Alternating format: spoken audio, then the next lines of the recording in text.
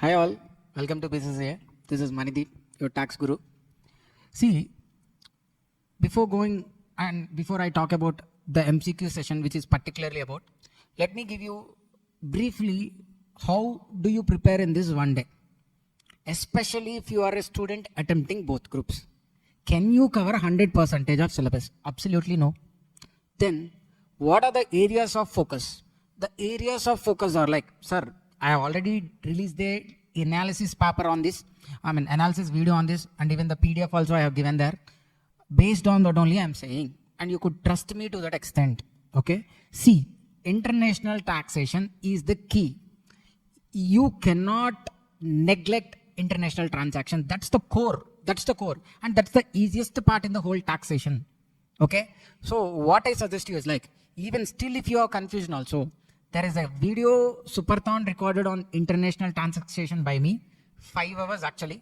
But you could listen it like somewhere like 1.5 and 1.75 speed also. You could finish it off in 3.5 hours.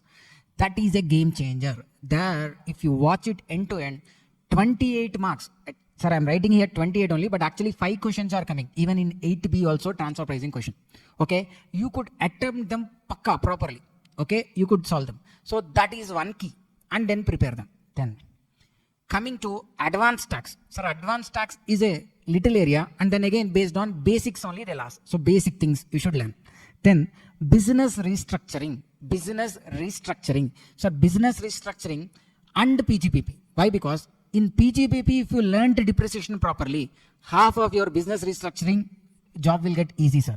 That's why business restructuring. But for that, little capital gain basics, like what is the format, how do we compute capital gains, that basics also you should see. Okay, if you solve problems also, you'll get that one.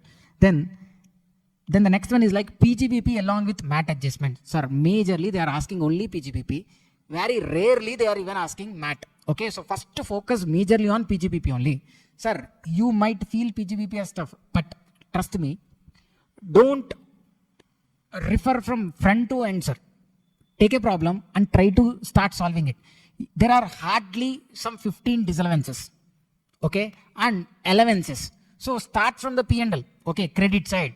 What are the incomes that were there? If they are not taxable under the head PGBP or exempted, then what you should do? You should what? Subtract them. If it is already debited into P&L, it was not allowed. What you should do? Add them. So in a basic approach of reconciliation kind of, you start solving problem.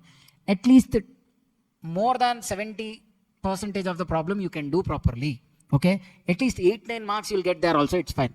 Then assessment and appeals. Assessment and appeals chapter also. You go there and you read it. Then coming to MCQs wise, sir. I have discussed this MCQs with proper analysis. You could see here. Just like as how I did the superthon video with the same kind of analysis only, I have came here. See here, I have covered the institute released MCQs booklet, arranged them in chapter wise, study material I have covered, past examination papers I have covered, MTPs I have covered, almost 6 sets. Everything has been combined and discussed along with the related concepts also there itself.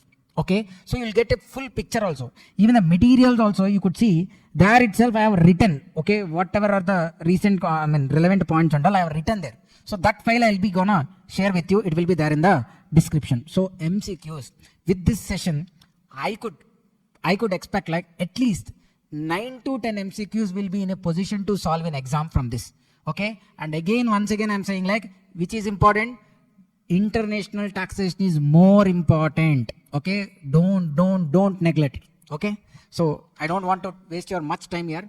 All the best. Okay, so if you like the marathon, what do you need to do? Sorry, if you like the bullet series, what you do?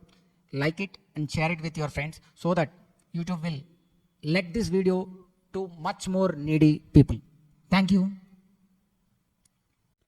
One simple suggestion before starting, instead of blindly trusting me, take the calculator with you, have this PDF, like open in your laptop or somewhere, and then try solving instead of blindly believing and listening. Like just calculate and check also. Okay. So now sole proprietor. Sole proprietor is liable to tax at which rate? Sole proprietor means what? Individual. So individual either under the normal rates or under the default regime.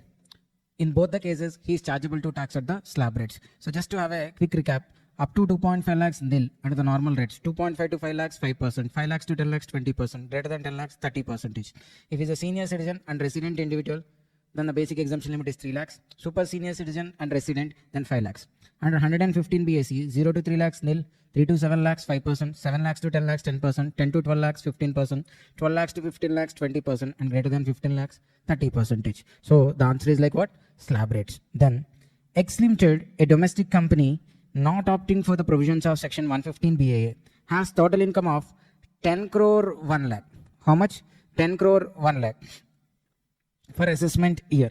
The gross receipts of X Limited for the previous year 22-23 is 260 crores. The tax liability of X Limited for assessment year 25-26 is how much? Sir, if at all they opt for 115 BAA, then the tax rate is like 22% plus 10% plus 4% plus 4%. Here it is a domestic company and the previous year turnover is like what? 22-23, and the gross receipts are what? Less than or equal to 400 crores. And the tax rate applicable is how much? The tax rate applicable is how much? It is like 25%. It is like 25%. See, here since it is a domestic company and the gross receipts are like less than 250 crores, sorry, less than 400 crores, the tax rate applicable is how much? 25%. But if you remember, sir, the amount given is how much? 10 crore 1 lakh. Sir, whenever the total income is nearer to the surcharge limits, then the marginal relief point should get struck to you.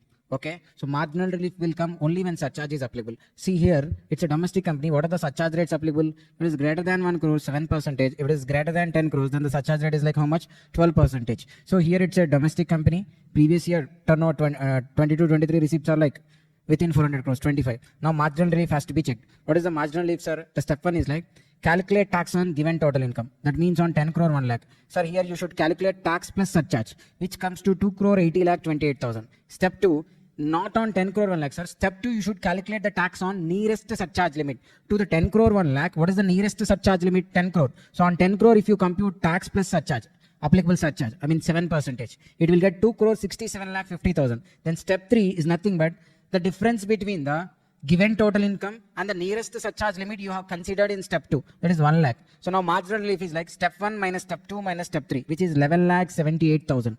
Now to compute tax, what we should do? From the step 1, you should subtract marginal relief. From the step 1, you should subtract marginal relief. Then it came to 2 crore 68 lakh 50,000. So they didn't ask here about the cess. Okay, here the answer is without cess. Okay, then Mr. Ram has won a lottery prize.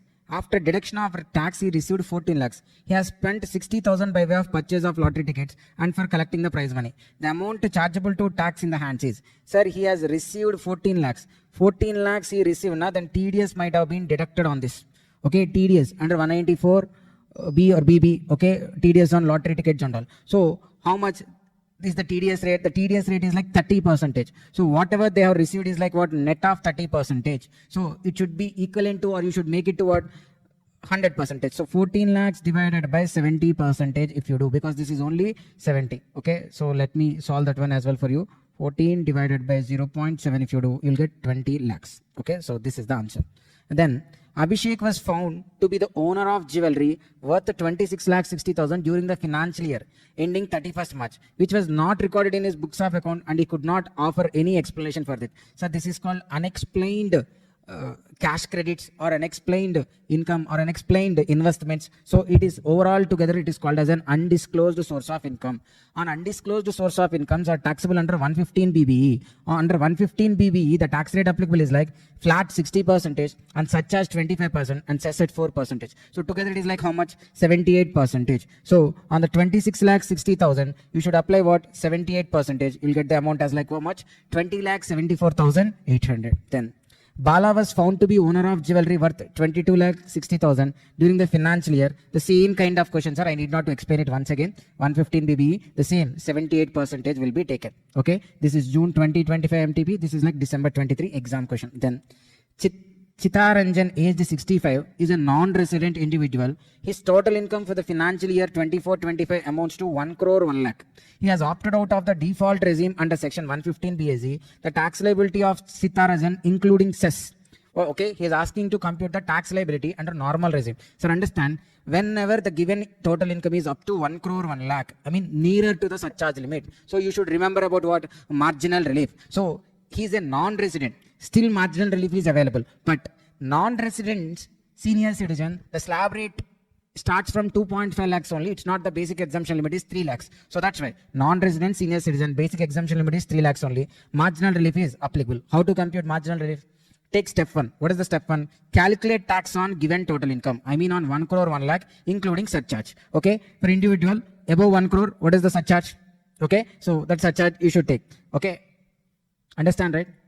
Then above 1 crore, how much, sir? 15%. Then step 2. Take the nearest surcharge limit 1 crore. On that applicable surcharge rate, how much? 10% and calculate the tax. So here it is like tax plus surcharge. Then step 3.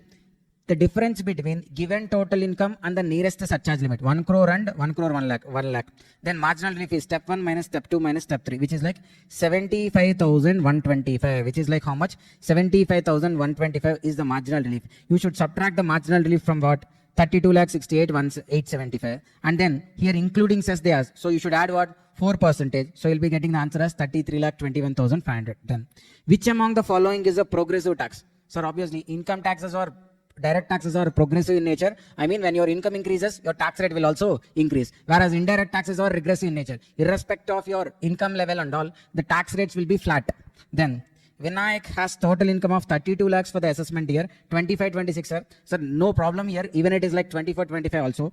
Okay. So you don't bother about whether I have considered amendments or not. No, I did each and every MCQ. You could see here. It's not like generally I'm going with the answer. I'm literally solving each and every MCQ and explaining you. 25-26 also no problem. Has not opted for 115 BA, 115 BAA or 115 BAB. Okay, so he doesn't opted for any of these optional. I mean, this company didn't opted for any of these optional tax rates. The annual turnover was less than 50 crores. Less than 50 crores. Now 22-23 gross receipts also less than or equal to 400 crores. So the tax rate applicable is how much?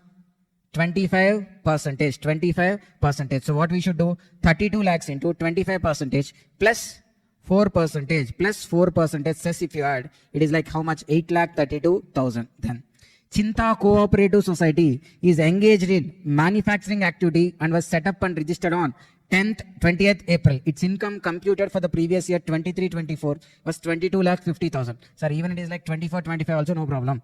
How much is the income tax payable under 115 BAE of the Act? Note, consider both surcharge and health and education cess. Sir, 115 BAE is for cooperative societies, which is into manufacturing cooperative society, which is a resident, and it should have registered on or after 1st April 2023, and it should have started manufacturing before 31st March 2024. So these are the conditions under 115 BAE. Then the surcharge rate applicable is how much? 15%. Sorry, tax rate is 15% plus surcharge 10% plus cess 4%. So on 22,50,000, apply tax rate 15% plus surcharge 10% plus cess 4%. Then you'll get this answer.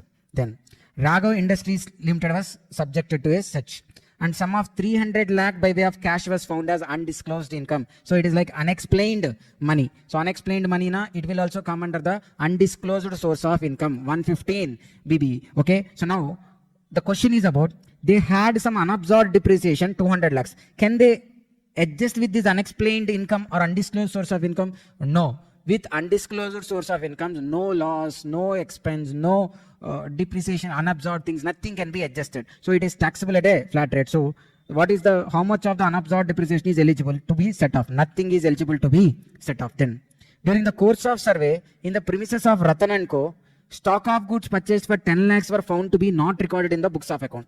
The firm has brought forward loss of 5 lakhs and incurred business loss of 2 lakhs for the year ended 31st March 2024. Without considering the unaccounted stock, the tax liability of the firm, including the unaccounted purchase, would be. Sir, understand, here also, there is a stock of 10 lakhs worth has been found.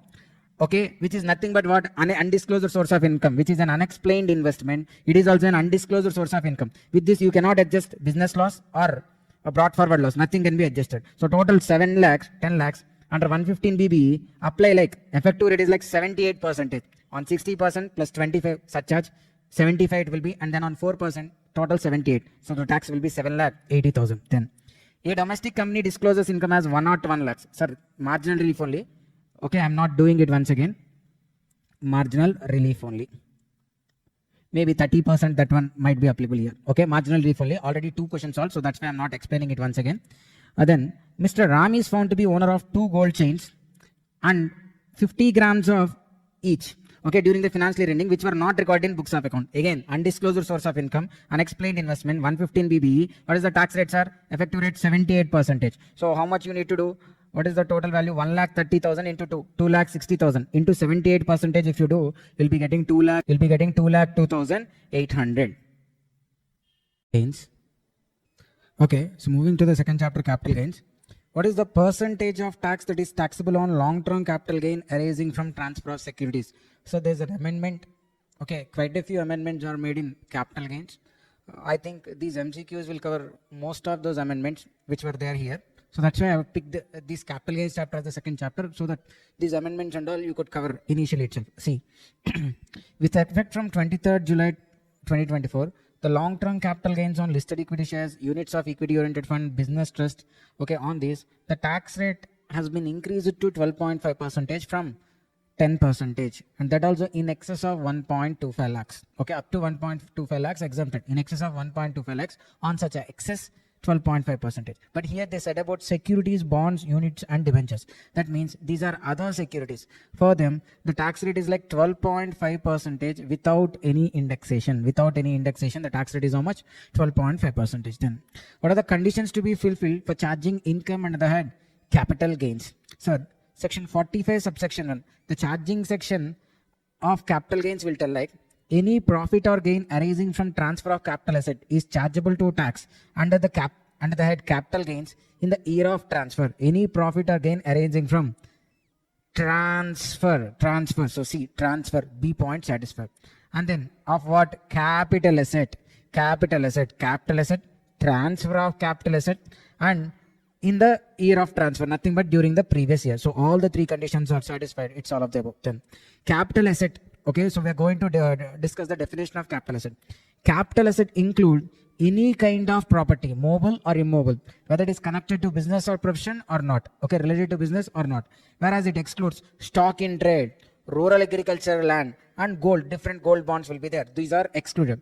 Whereas personal effects are also excluded, but again personal effects has exclusions. So exclusion to exclusion is nothing but inclusion. So personal effect exclusions like jewelry, archaeological collections, sculptures, drawings, painting, work of art. So these are like inclusion to the capital asset because they are exclusions to personal effect. No, stock in trade excluded, personal effect excluded, agricultural land excluded, whereas jewelry, which is an exclusion to personal effect, so it's a capital asset. So this is the answer. Then long-term capital loss can be set off against. So long-term capital loss can be set off only with long-term capital gain. Short-term capital loss can be set off with both short-term capital gain or long-term capital gain. So the answer is C. Then what is the maximum of surcharge that can be applied on individual taxpayer in income by way of long-term capital gain? So if you remember, what are the surcharge rates, sir?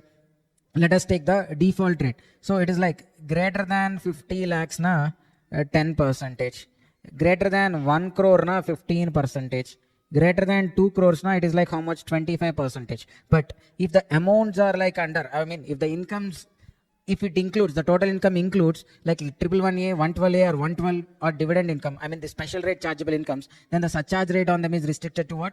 15%. Whereas under the normal rates, normal slab rates, the old regime, so what is the surcharge limits? Above 50 lakhs na 10%, above 1 crore na 15%, above 2 crores na it's like 25%, whereas above 5 crores na then 37%. But there also, if the maximum, if the incomes are related to 112A, 112 and 111A, then the surcharge is restricted to how much? 15%. Then during the previous year, 23-24, Rohit has rupees 80 lakhs of short-term capital gain taxable under 11A, 70 lakhs under 112A, business income 90 lakhs. Which of the following statements are correct? Okay, so if this is the total income, first see how to solve.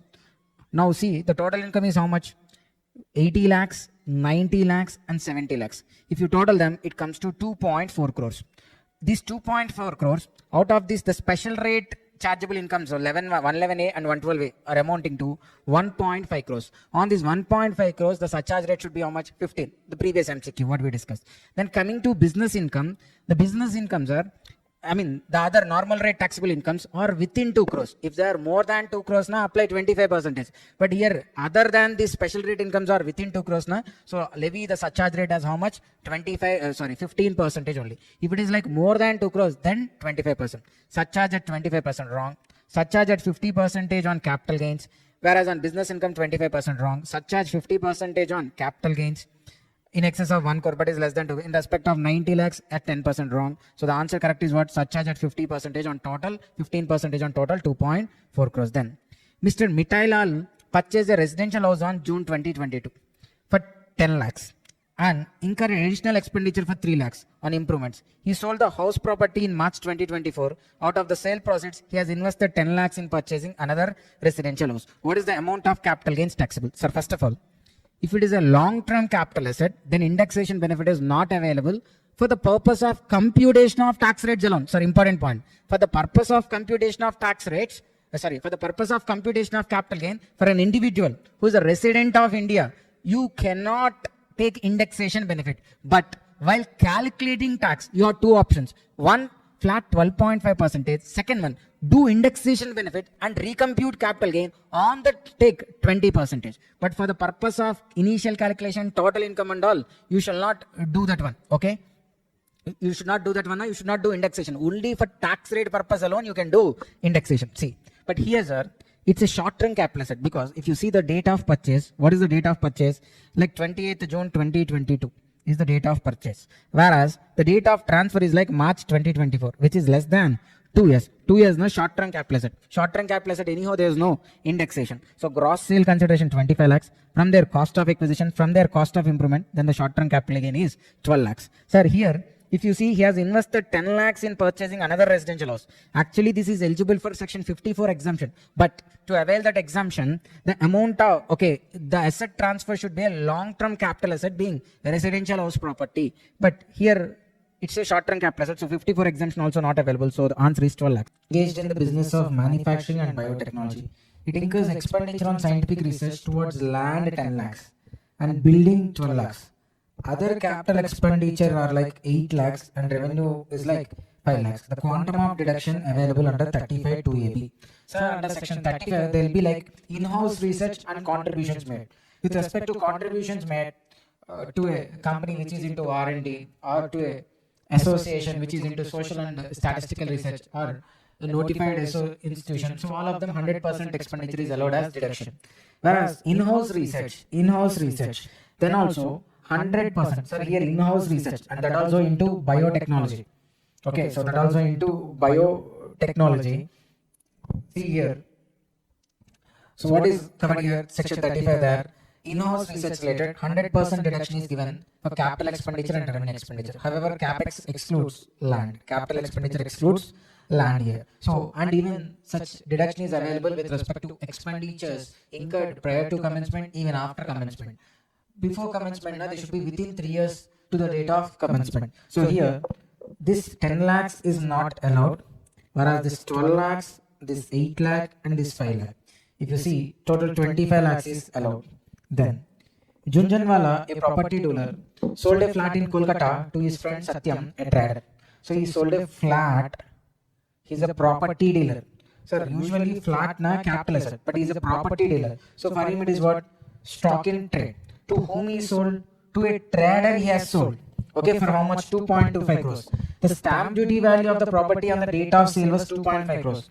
Mr. Junjanwala has purchased the flat on 25th October for 2 crores and the stamp duty value on the date was 2 crores. So purchased 2 crores only. Sold for 2.25, but whereas the stamp duty value is 2.25 crores. What are the tax implications? Sorry, if you see first one, considering the seller perspective, seller perspective, actual sale consideration 2.25. Stamp duty value is 2.5. Okay, 43 CA section is applicable, sir. It's not capital gains. It is under PGBP. Why? Because it is a stock in trade. It's a stock in trade. So see here, then we need to check 110% of the actual consideration, and then whether the stamp duty value is within 110% of actual sale consideration. Then we'll take what? Okay, so 110% of actual sale consideration. So you should compute 110% of sale consideration and compare it with the stamp duty value. Okay, if it is within If it is more than stamp duty value, take the actual sale consideration. If it is stamp duty value is only higher, then take stamp duty value as the sale consideration. So here the stamp duty, not sale consideration actually, sale price. So here the stamp duty value should be the sale price. Now how much? It's like 2.5 crores only, you should take it as like sale price. Whereas the purchase price is how much? 2 crores. So 50 lakhs is the business income. 50 lakhs is the business income. So short-term capital gain answer ruled out. Here business income, this also ruled out. So it should be one somewhere between B and C, 10. Then the important point, sir. There is a high chances of you picking the answer as B, but the answer is C. Why? Sir, if you go to IFRS chapter, there is something called gift taxation, where if the gift you received is in immovable property, when if he is a dealer or a trader of person, he is into such kind of business. Okay, he is a trader, sir. He is into such kind of business. When he receive any immovable property for a value less than stamp duty value, and the difference is more than 10% of consideration. See, here he received what the buyer received 2.5 crores worth of flat for only how much? 2.25 crores. The difference is how much? 25 lakhs or 10% of 2.25 crores. Okay, so this 25 lakhs is greater than 10% of 2.25 crores, which is 22.5 lakhs. So the difference amount is more than 10% of actual sale consideration. So it has to be treated as gift. So that's why this 25 lakhs has to be treated as gift, and it is chargeable to tax in the hands of buyer. Very important point. So there are high chances of taking B and taking it as a wrong answer. It is there in the recent MTP. So be cautious. The same questions are question number 3, Salman property dealer. It's there in December 24 MTP. 2 crores, 1.8 crores. Salman has purchased the flat back for 1.5 crores, and the stamp duty value on that was 1.5 crores. But in this question, there is no implication regarding the gift taxation and all. See, simply here. Okay, that is also there. Flat, the stamp for 2 crores for his friend Amir, a college lecturer. Salman has purchased the flat 1 year back.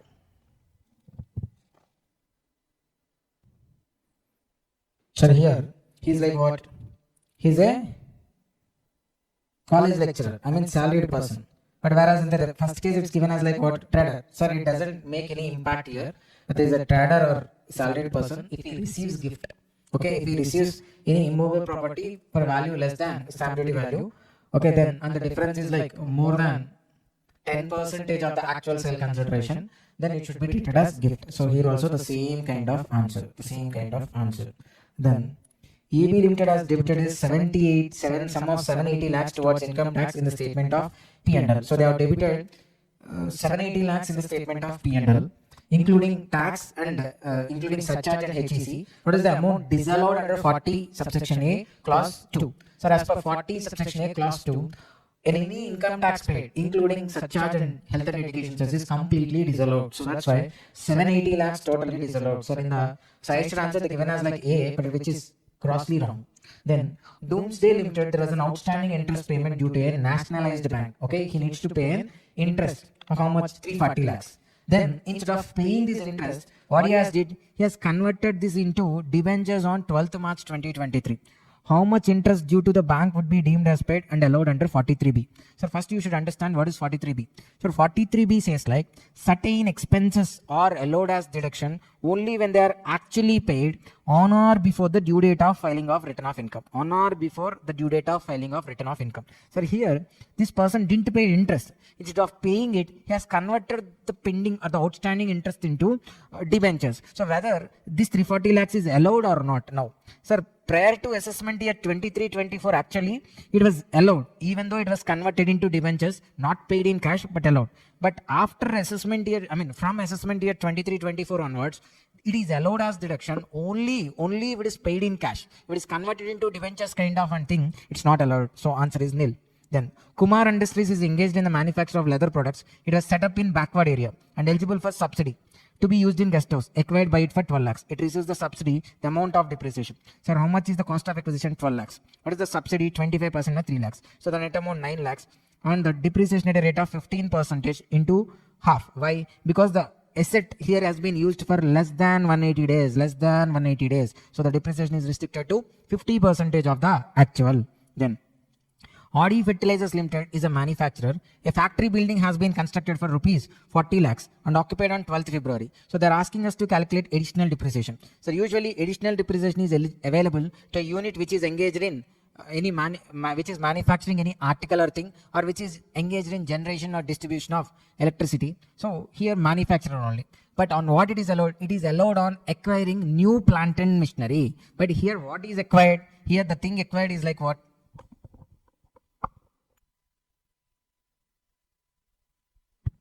Here what is acquired? Here the thing acquired is not plant and machinery. They have acquired what? Factory building. So which is not plant and machinery. So that's why here additional depreciation is not allowed. If allowed not, 20% is the rate. When it is used for 180 days, 10% is restricted to 10%.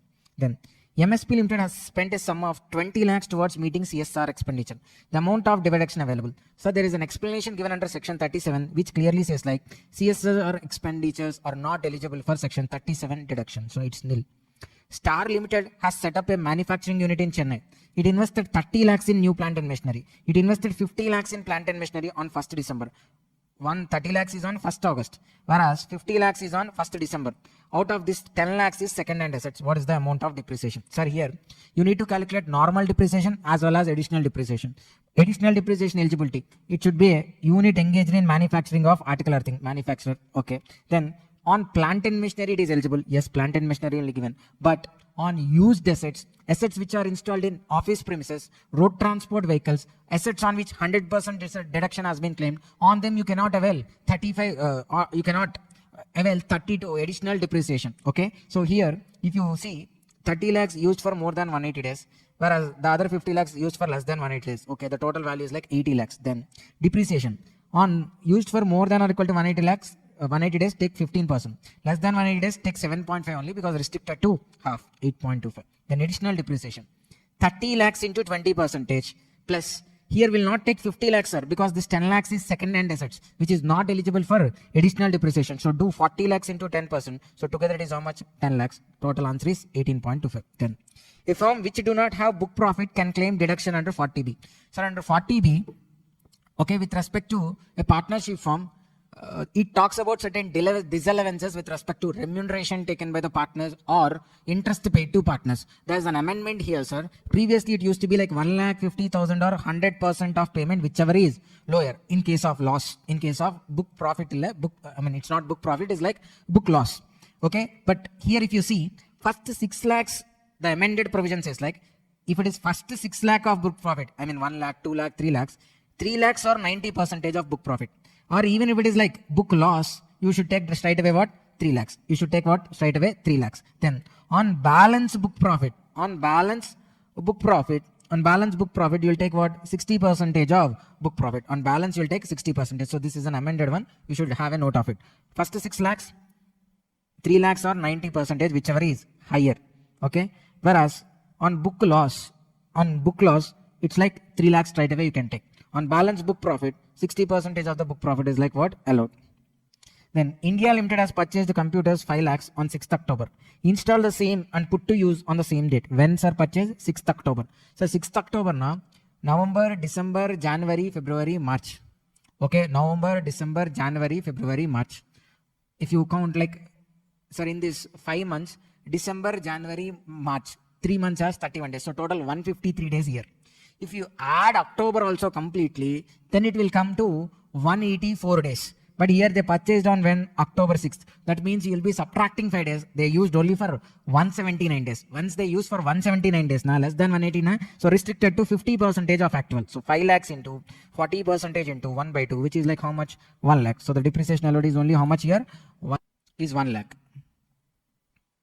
So now quickly, let me go through the MAT related MCQs also, because MAT related also it's like quite frequently they've been asking, sir, here MCQ.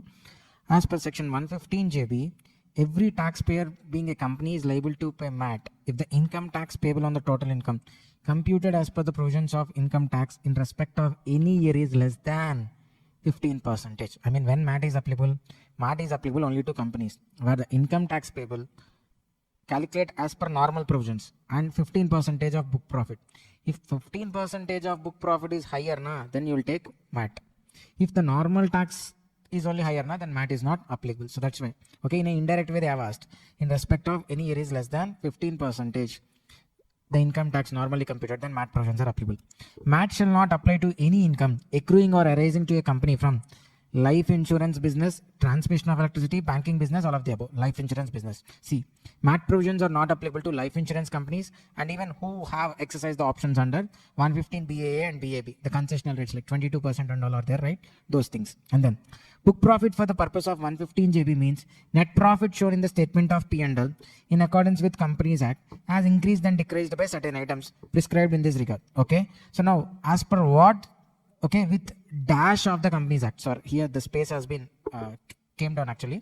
It is the with the dash of the Companies Act. Schedule 3. As per Schedule 3, the net profit has to be computed. For that, you need to do adjustments to arrive the book profit. Then every company to whom MAT provisions are applicable shall need to obtain a certificate from whom? Chartered accountant on or before the due date of filing of return. So the MCQ is about what? In which form the chartered accountant has to provide the certificate or the report. So in which form? 29B. In 29B. Then while computing book profit under 115 JB, one of the following is required to be reduced from the net profit. Okay, so actually 11 items are there total. So 11 items based on the question related, but actually as per the format 11 items are there to be subtracted. So let us have a quick walk through. What are the items? Like deferred tax if any created to P&L, amount if any withdrawn from result and created to P&L.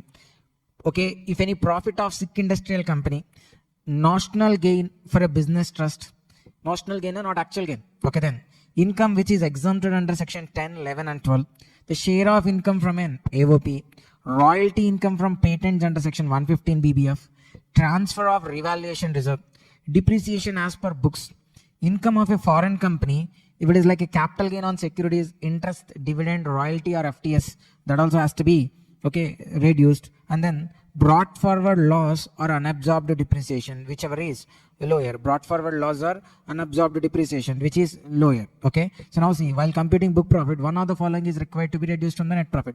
Unabsorbed depreciation, brought forward business loss, income tax paid is not already debited to statement. No, sir, if it is created. So brought forward loss or unabsorbed depreciation, whichever is lower is the correct answer. Then MAT. MAT is an imposed on whom? Imposed on companies which pays zero or no tax. So okay, when they are not paying income tax now, then MAT provisions are applicable. Then the same MCQ, the last one also, sir. Okay, then where a unit is located in IFSC, okay, sir, MAT, usually the MAT rate is like 15%. If such unit is located in IFSC, International Financial Services Center, then the income is also solely derived in foreign exchange, then the MAT rate applicable for them is like 9% only, not 15%. Then the total income of Minerals Private Limited, a trading company, computed as per the normal provisions of Income Tax Act is 8,40,000 for the year ended 31st March.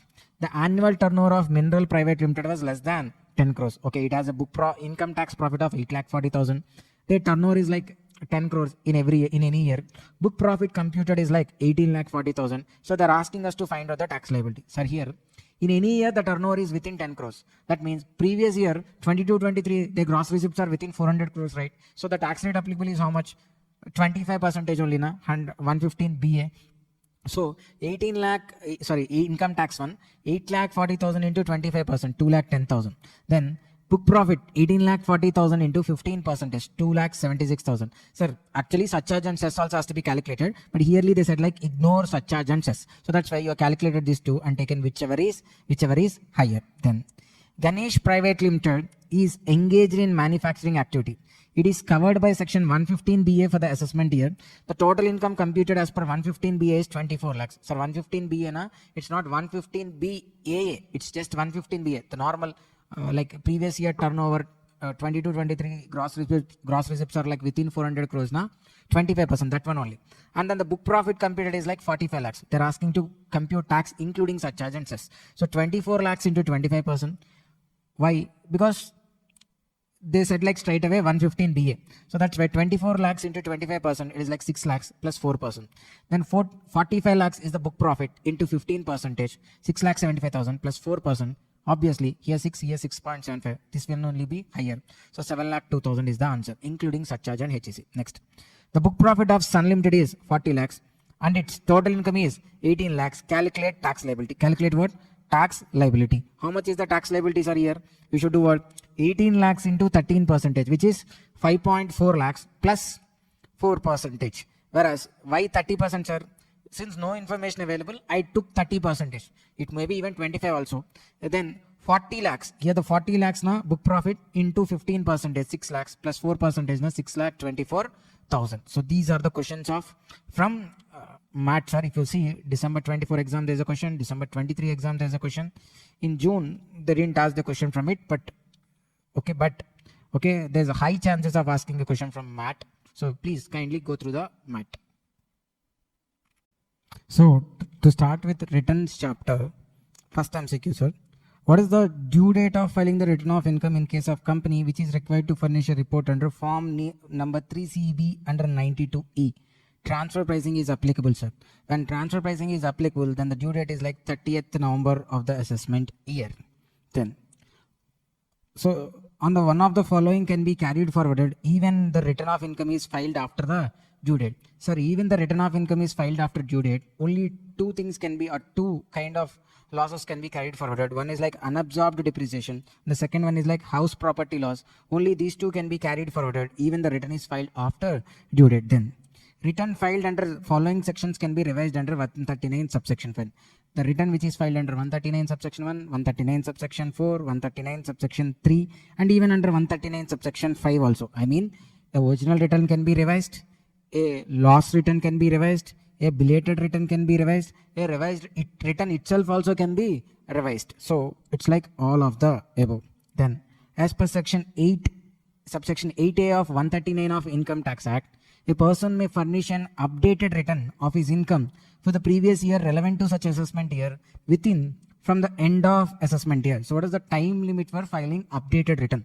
The time limit for filing is like at any time within 24 months from the end of relevant assessment year. So from the end of relevant assessment year, how many months? 24 months. Then the last date of filing of return of income of individual is, so by when an individual has to file a return of income, sir, you could see the due date, sir. Where the transfer pricing are applicable, 30th November of assessment year. If it is a company or any other entity or any other person to whom audit under income tax is applicable, or he's a partner in a firm, partnership firm to which audit under income tax is applicable, then it is like 31st October of assessment year. Whereas in case of others, the due date is what? 31st July of assessment year. 30th November, transfer pricing. Audit applicable, either a company or income tax audit applicable, or a partner in a firm to which audit applicable, 31st October. In any other case, it's like 31st. It's like how much? 31st July. Fine. So now if you see, what is for individual? 31st July. Then return filed after the due date. Sir, okay, your birthday is over. Then someone wishes you happy birthday. What we call like belated wishes. Same here. After due date, if return is filed, belated return. Simple.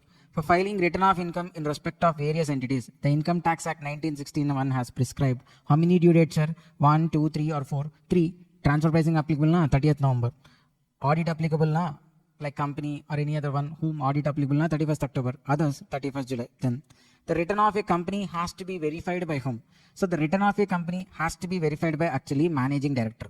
But to give you, to throw some light regarding that particular provision, because a different point can also be asked there. Individual na, he himself will verify it. HUF na, Karta will verify it. Firm na, managing partner. If no such managing partner na, any partner can verify.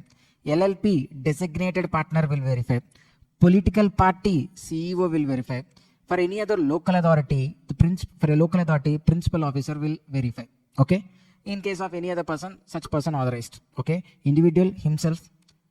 Then HUF Karta, firm managing director, LLP designated partner, political party CEO, local authority na principal officer. Then the due date of filing of return of a company with a business loss of rupees 1,30,000 for assessment year 25-26. Sir, it has a loss. In order to carry forward this business loss, they need to file a return of income. By when? By the actual due date under section 139, subsection 1. That means nothing but since it is a company, 31st October is the due date of assessment year, which is 2025. Then, who among the following is not mandated to file the return of income under section 139? Out of these, who are not required to file return of income? First one, sir. XYZ has incurred a loss of 1,50,000. Sir, if it need to carry forward this particular loss, it need to file return of income. Manohar, aged 66 years, has total income of 3.5 lakhs before deduction. That means his gross total income is in excess of a basic exemption limit. Then he need to file return of income. Then Mr. J, who have traveled to Dubai during the year, spent 4,50,000. So this thing, if spent also something covered up, for that only I will tell. Yes, with respect to foreign travel, if expenses are more than 2 lakhs, return has to be filed. Where the aggregate deposits made in a current account are more than 1 crore, return has to be filed. Irrespective of income, these are like electricity, your expenditure in the year is like greater than 1 crore. Your aggregate sales are greater than 60 lakhs. If you are into profession, your gross receipts are more than 10 lakhs. If any TDS and TCS deducted for you is more than 25,000. If any deposit is made into savings bank account, like more than or equal to 50 lakhs. In all these specified cases, okay, return has to be filed. So here, travel expenditure 4,50,000, which is more than 2 lakhs, return has to be filed. But see, the last one, Sita, non-resident, having assets worth 2 crores in India. Okay, she has some assets in India. Rupees 5 crores outside India, earth. And she didn't earn or received any income in India. If she didn't earn or received any income in India, she is not required to pay, not required to file return in India. Fine. Then, in which financial transaction quoting PAN is compulsory? So I have listed out all those transactions quickly, okay, because any of these can be asked as an MCQ. When you are making any payment for a hotel or restaurant in cash greater than 50,000, you are taking a bank DD, banker's check, by paying more than 50,000 in cash. You are buying mutual funds units in excess of 50,000. You are buying any bonds and debentures more than 50,000. If you are buying RBI bonds more than 50,000. If you are buying unlisted shares greater than 1 lakh or more than 1 lakh. If you are paying life insurance premium more than 50,000. If you are selling or purchasing goods which are more than 2 lakhs in a transaction. Then if you have made a cash deposit greater than 20 lakhs or if you have withdrawal more than 20 lakhs aggregately in financial year, then PAN is okay. And even in all these specified transactions which we have discussed in the above MCQ, right? Like foreign travel expenditure more than 1 crore, electricity greater than 1 crore, in all those cases, like quoting of PAN is mandatory. Okay, once again repeating, sir. Hotel expenditure greater than 50,000, DD greater than 50,000 in cash, these two. Mutual fund units greater than 50,000, bonds you purchase greater than 50,000, RBI bonds more than 50,000 you purchased, unlisted shares greater than 1 lakh, life insurance more than 50,000, and sale purchase of goods which are greater than 2 lakhs, and cash deposits like greater than 20 lakhs and cash withdrawal greater than 20 lakhs in aggregately in a financial year. In all these cases, it's necessary to quote PAN. Now come to here. Cash payment of 40,000 to a hotel against bill. 40 only, sir, not more than 50. So here not required. Sale or purchase of any immovable property of 4 lakhs, not covered. And then payment of rupees 35,000, payment of rupees 35,000 to RBI. So not more than 50,000. So not required, not required, not required. Payment exceeding 50,000 to a mutual fund. So here it's required. Next. And the provisions of Income Tax Act, a return of income can be revised under 139(5). It is originally filed under. Sir, already it was discussed in a different way now.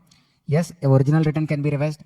A belated return can be revised, and a revised return itself also can be revised. So all this can be revised. Even a loss return can also be revised. Then Mr. A has filed return of income for the assessment year on 20th December 23. He noticed that he has omitted to admit income from the business of 4 lakhs in ITR for 23-24. What is the maximum time limit? Sir, assessment year 23-24 na, that means it ends on when? 31st March 24. From there like 2 years. Sorry, 24 months. How much? 31st March 26. That is the time limit. Any time within 24 months from the end of relevant assessment year. So that is the time limit for filing what? Updated return. Then the last one, sir, here.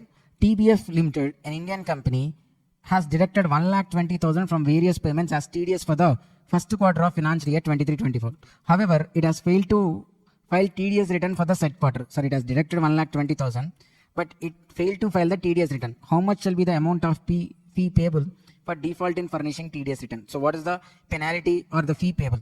It's like 200 for every day of delay in filing the TDS return, during which failure continues, subject to a maximum of how much? 1,20,000. 200 for every day during which the failure continues, subject to a maximum of how much? 1,20,000. Right? So now we are into the chapter assessment procedures, search and seizure. See the question here.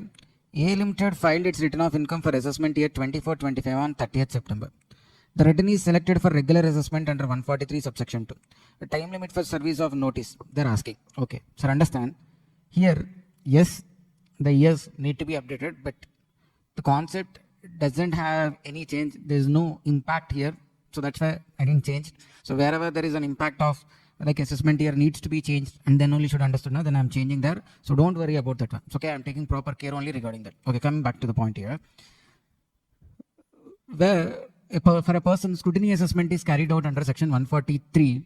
The order will be given under 143 subsection 3, scrutiny assessment order. But to carry out scrutiny assessment, which is the regular assessment, the notice should be given under 143 subsection 2.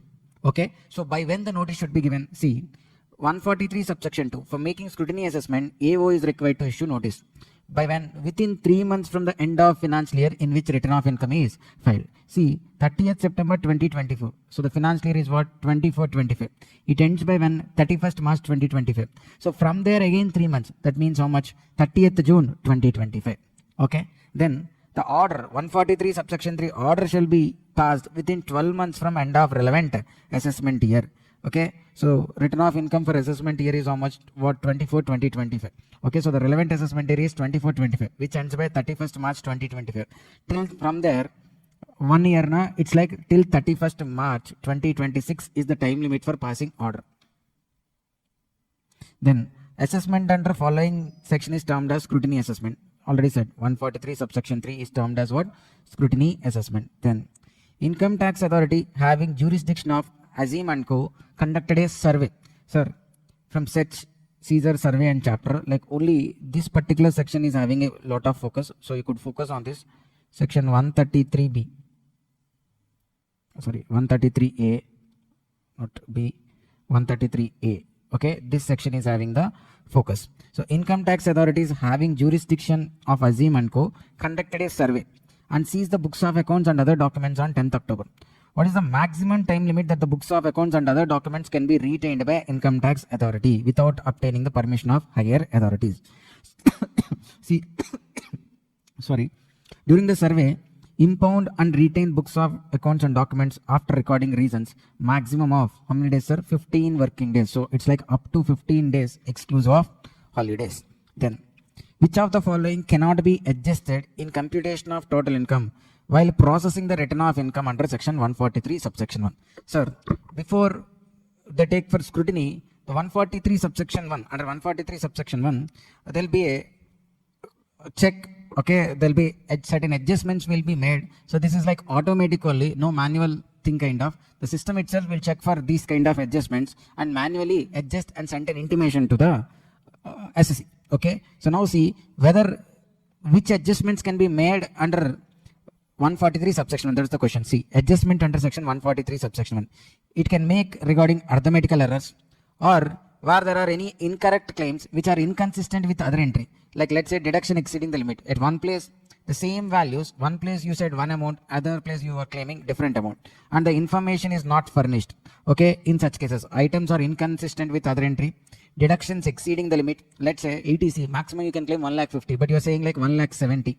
Items are inconsistent with other entry. Then information is not furnished. So this is about the second one. Third one, if any disallowance of loss claim, if loss cannot be carried forward, if any disallowance of chapter 6A or 10A deduction because the return is filed belatedly, any disallowance of any expenditure or increase in income indicated in audit report. So these things can be done by, okay, automatically 140 by the system itself while processing.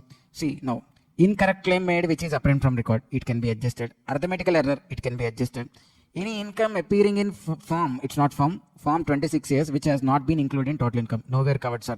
We have 5 points. There, this 26A point not came. Any expenditure disallowed in audit report but not adjusted while filing return of income, covered there. So this is the point. Okay, so 26A and the return filed, if any differences are there, that cannot be adjusted under 143 subsection 1. Then prosecution can be launched and the taxpayer can be punished. Okay, actually this is from penalties on prosecution, sir, but it came here. See, they're asking like whether prosecution can be launched or not. Okay, where there is a willful failure to produce the tax authorities documents, accounts and documents as demanded under section 142 subsection 1. Sir, under 142 subsection 1, the assessing officer has the power to call for accounts and documents which are needed for him to carry out the assessment. If at all, the SSC is not providing such accounts and documents, then he can be punished, okay, and he can be even prosecution can be launched. So 142 subsection 1 is correct. Because 154 is mistake apparent from record. 143 subsection 1 is like, it's like processing the return, the above thing which we have discussed. So that's why 142 subsection 1 is the correct one here. The assessing officer within his jurisdiction surveyed a popular cave at 2 a.m. in the night for the purpose of collecting information. When, sir? 2 a.m. So usually 2 a.m. It's not like what working hours, which may be useful for the purpose of Income Tax Act. The cyber cave is kept open for business every day between 3 p.m. and 3 p.m. Sir, it's open between 3 p.m. and 3 a.m. So he visited when 2 a.m. He impounded and retained in his custody books of accounts and other documents inspected by him for doing so for 13 days. Which of the following statement is correct? So they are majorly the answers are focusing on whether visiting 2 a.m. is correct or not, is in order or not. See, 133A, the power to survey is like to do is like with the principal director general or principal chief commissioner or chief commissioner of income tax. They can do survey. They can only do such survey during those hours when such place is kept open for conducting business or profession. So when it is kept open to conduct business or profession 3 p.m. to 3 a.m. In between only they went now, so it's okay. Whereas in any other case, only after sunrise but before sunset. But here other case will not come. Okay, here since they are carrying out business or profession, the answer is like valid only. I mean, they can go and visit at 2 a.m. Then advance tax. When SSE has paid advance tax more than tax due on the returned income. So he has paid more advance tax than he should have been paid. And the return is filed before the due date. Then the refund of amount is eligible for. So usually on refund of advance tax, the interest rate applicable is like 0.5% simple interest per month or part month. Per month or part month. Okay. Then for how long the refund has to be, the interest has to be calculated, that also see. Interest on refund, if it is like TDS, TCS or advance tax kind of, return filed by due date. Then from the data, from the 1st April of financial year to date of refund, interest has to be calculated. Where return is filed by due date, 1st April of financial year to the date of refund. Where the return is filed after due date, then due date of filing of return to the date of refund. Date of filing of return to the date of refund, the return has to be filed. And the interest rate is like 0.5% per month or part month. Then under which section interest shall be charged to deferment of advance tax? So they have given 4 sections. So first of all, if you know those section names, it's easy, right? 234A, it is interest for delay of non-filing return of income. 234B, it is for interest on non-payment, short payment of income tax. 234C, it is on interest on deferment of advance tax. 234D, this is for interest on excess refund granted. Interest on excess refund granted. See, they are asking about what deferment of advance tax. So it is what 234C. Then rounding of tax in respect of which interest is to be calculated. So the tax on which 234B or 234C interest will be calculated. Na? For this purpose, the tax has to be rounded off. For what value? To the nearest multiple of 100, the tax has to be rounded off. To the nearest multiples of 100, the tax has to be rounded. So in appeals and revision chapter, see, look at the MCQs now, appeals and revision chapter. Any mistake which is apparent from record in any order passed by the assessing officer can be rectified. Sir, within the order passed only, there is a mistake. Apparent from record, na? So by reading that order itself, you can find out that there is a mistake. Because at one place, they have taken it one value, another place, they have taken another value. Or there is a calculation mistake, simple thing. Okay, such kind of thing. Then, under section 154, because assessing officer, na, then the rectification is under the 154. Income tax authority being AO, Commissioner of Income Tax or Commissioner of Income Tax Appeals, assessing officer, Commissioner of Income Tax or Commissioner of Income Tax Appeals can rectify the mistake which is apparent on record. Apparent on known there itself. No other evidences are needed or any other objections are there, nothing. Okay, which is apparent on record. Then it's like what can rectify the mistake which is apparent on record if the order is passed by the authority or if it is a 143 subsection 1 intimation or a TDS TCS intimation with respect to them, it can be rectified. Then if it is tribunal, if tribunal has to rectify its order, then it is under section 254. Okay, 154.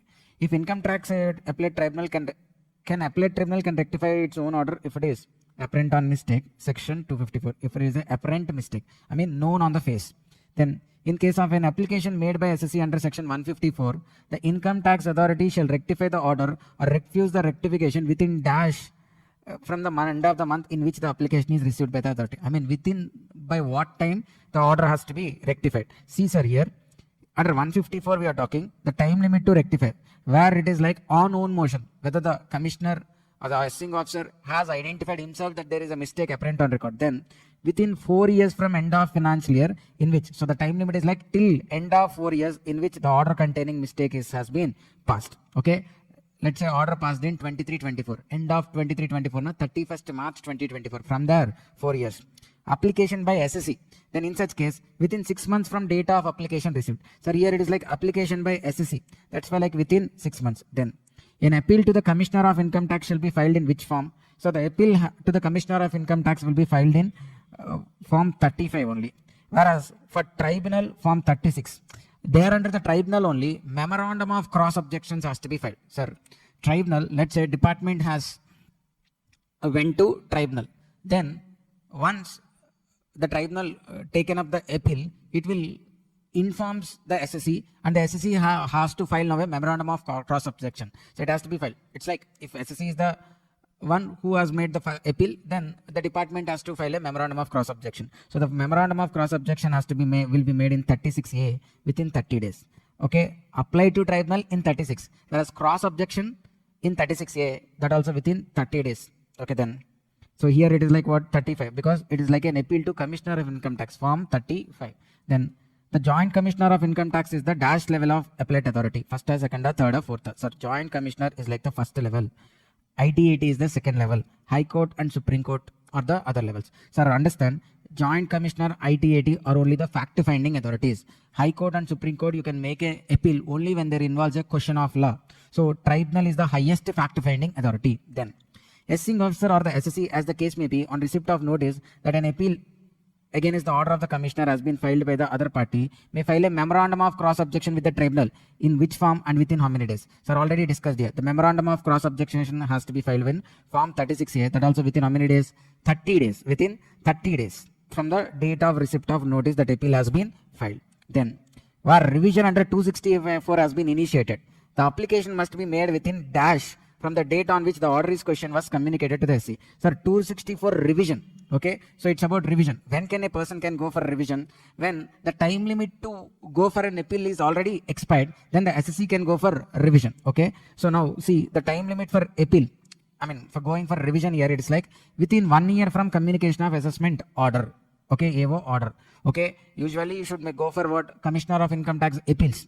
Okay, but that time limit is already expired. So then you have an option to go for revisional authority within 1 year from communication of AO order. Okay, then by within what time AO has to pass the order? On their own motion. Sir, here revision can be taken by the department on their own or on application of SSE. So if on their own, if revision has been taken within 1 year from date of passing of AO order.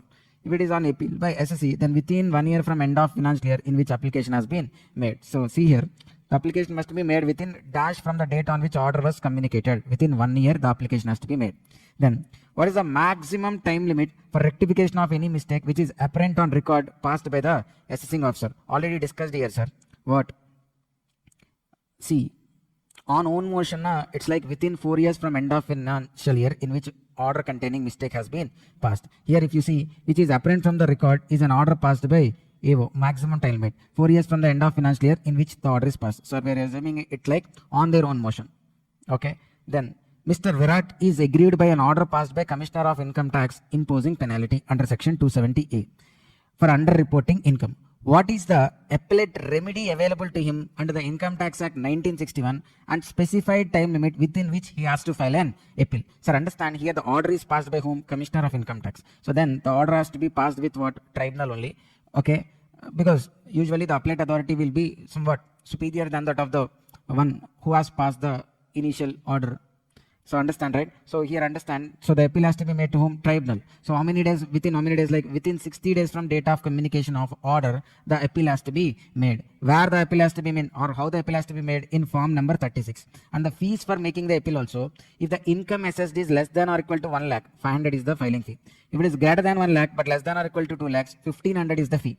If it is greater than 2 lakhs, 1% of income, maximum 10,000 is the fee. Sir, if you see here, appeal to commissioner, wrong, appeal to tribunal, yes, but within how many days, sir? 60 days is the time limit, okay, from the date on which the order has been communicated. So D is the correct answer. Then advanced ruling. The provisions relating to advanced ruling are provided in which sections? Sir, this is there in the MCQ booklet and as well as in the June 25 MTP set 2. See, 80C to 80. These are nothing but chapter 6A deductions. Then 237 to 245. These are about the refund related. Then 245A to 245L. These are regarding settlement commission. So then 245N to 245V are related to advance ruling. Then Little Company Limited Delhi proposes to enter into a transaction for purchase of raw material from UK and sale of finished goods to its group company located in Australia. It has obtained advanced ruling in respect of the transactions, but it is agreed with the ruling given by board. Sorry, it went for advanced ruling, and the order passed by the authority for advanced ruling is not convincing to the applicant here, so he is not accepting that. So you want to contend that, you want to make an appeal for that. So with whom he can make an appeal is the question. Commissioner, ITAT, High Court, or revision petition. So 245W answers this one. Applicant aggrieved by any ruling or order passed by board may appeal to High Court within how many days? 60 days from date of communication of ruling. However, High Court can condone a delay of up to 30 days. Okay, understand, right? See, TDS chapter. The rate of TDS on annual payment, rental payments of plant and machinery or equipment is. So rent na which section? Section 194I is about TDS on rent. What does it says? Like the rent paid is greater than 2.4 lakhs in a financial year. Okay, in a financial year, then TDS is applicable. On plant and machinery, the TDS rate is 2%, whereas on land and building and furniture, the TDS rate is 10%. So under 194I, and it is applicable to a person whose gross receipts from business more than 1 crore, individual and HF, or profession more than 50 lakhs. Other than individuals, it is applicable. See, 2%. Then Ram, a resident of India, wins 10,000 as lottery. So lottery na 194B. When 194B is applicable, where the lottery income or betting income is greater than 10,000. Here exactly 10,000. That's why TDS provisions are not applicable. Then in Income Tax Act, a certificate which an employer gives to his employees, it certifies that the amount of tax deducted by the employer from salary of employee. So it's a proof of tax deduction. What is that? Form 16 is the proof of tax deduction by employer to employee. Then, if the recipient of income does not furnish PAN, sir, under every section there is a TDS rate given. But when that has to be taken, when the deductee provides the PAN. But yet deductee is not providing PAN, then what to do? Higher tax rates are applicable. What is that one? Failure to furnish PAN, then there is 2 times of rate in Act or 2 times of rate in Finance Act or 20%, except for 194Q, it is 5% only. 2 times of rate in Act, 2 times of rate in Finance Act, 20%. Sir, here we don't know the rate in Finance Act or the rate in this Act. So how much we need to take? We need to take here as like 20% only. Then Subhadra, a salaried individual, paid brokerage of 46 lakhs to Mr. Sudeep, a broker, on 12th January for purchasing a residential house. His father, Bhima, a retired pensioner, made contract payments of 18 lakh, 23 lakh and 15 lakhs on September 24, 3rd November 24 and 12th February 25 to Manoj for the reconstruction of his residential house based on provisions of income tax. Tell the TDS implication. Sir, first. Subhadra is paid commission. Commission related, what is the TDS section? 194H. For individuals, 194H, when it is applicable, individual into business, gross receipts more than 1 crore, profession, gross receipts more than 50 lakhs. Sir, she is a salaried individual. Not she, he is a salaried individual. So for him, 194H is not applicable. Okay, then it's left, no. 194 comes into picture, sir. 194M comes into picture. What does 194M says? Because they being individual and HUF and they are not into business and their turnovers are within 1 crore and 50 lakhs, because of that reason, if 194C, 194H, 194J are not applicable, then 194M is applicable. Okay, what does 194M says? Where the aggregate of these payments made in a financial year are more than 50 lakhs, then TDS has to be deducted. Under 194M. Sir, here if you see, Subrata has paid how much? 46 lakhs only. Has paid how much? 46 lakhs only, which is within 50 lakhs. So here 194H not applicable, M not applicable. But look at his father, Bima, a retired pensioner, how much he is paying? 18 lakhs plus 23 lakhs plus 15 lakhs to Manoj, a contractor. Sir, here also 194C not applicable because he is not into business. Whereas 194M is applicable, sir, because the aggregate amount is more than 50 lakhs. So see here, neither Subrata nor Bima is required to TDS. No, wrong it is. Both Subrata and Bima are required to deduct TDS. No, Subrata doesn't have TDS applicability. Subrata is required to deduct TDS, but Bima is not required to deduct TDS. Okay, this is also wrong. So Bima is required to deduct TDS. Subrata is not required to deduct TDS. Okay then. Tarun, a resident sold virtual digital assets with the help of a broker through an exchange. What he sold, sir? Virtual digital assets. Something like this Bitcoins and all. Okay. The sale consideration of it is what? 6,05,000. How much is the amount of TDS applicable in respect of sale of virtual digital assets? Sir, with respect to sale of virtual digital assets, there's a section has been there, sir, separate section, 194S. TDS with respect to consideration for transfer of, TDS with respect to consideration for transfer of virtual digital assets. When it is applicable, in case of audit case, audit case na here, individual and HUF, turnover exceeds 1 crore in case of business, exceeds 50 lakhs in case of profession, then the transaction here with respect to virtual digital assets is more than 50,000, TDS has to be deducted. In other cases, where the transaction value is more than 10,000, the threshold, sir, I am talking about, threshold 50 and 10,000. 50 when business profession, turnover exceeds the 1 crore 50 lakhs. In other cases, 10,000. Okay. So what is the TDS rate? 1%. So 6,05,000 into 1%. It is like 6,050. Then Chaitanya, a resident, is employed in a multinational company as a general manager. He paid for his residence 60,000 as monthly rent throughout the financial year. Which of the following statement is correct? So Chaitanya is an employee. Again, for him 194I is not applicable. 194I is what? Rent only na. But whom? Individual HUF. They are into business or profession. Turnover more than 1 crore or 50 lakhs.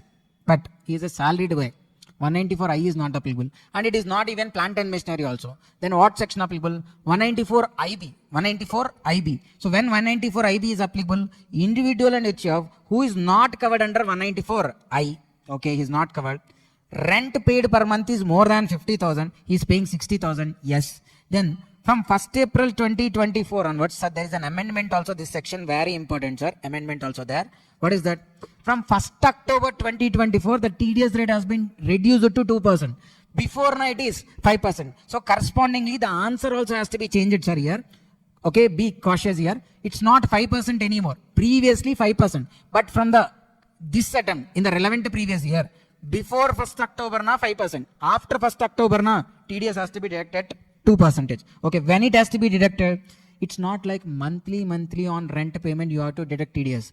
TDS has to be deducted at the time of payment of rent for last month or last month of tenancy. You are vacating the property in that last month or in the last month of the previous year.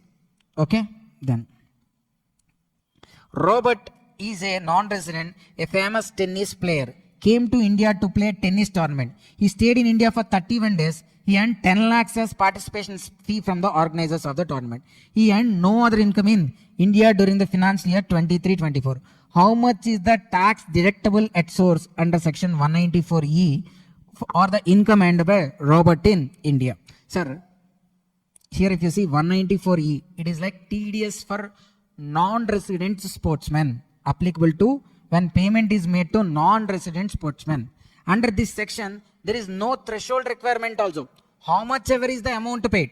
Okay, TDS is applicable. What is the TDS rate? 20% plus applicable surcharge plus cess. 20% plus applicable surcharge plus cess. So here, Robert, sportsman, tennis player, earned 10 lakhs as participation fee. So on this, how much? Surcharge not applicable, 10 lakh only na. That's why 20% plus cess. So how much? 2,08,000. Then ABC Limited credited 28,000 towards fee for professional services and 27,000 towards fee for technical services to the account of Ram in the books of accounts on 11th May. The total sum of 55,000 was paid by check to Ram on the same date. Which of the following statement is correct? Sir, here 28,000 paid for professional service, 27,000 paid for fee for technical service, covered under 194J. Under 194J, the threshold 30,000 is separate for fee for technical services and for professional services. So the 30,000 limit is what? Separate. Okay, that's why two sublimits are there.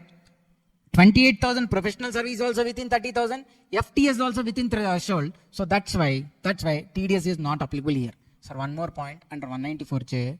If the payment is for director services, there is no threshold at all.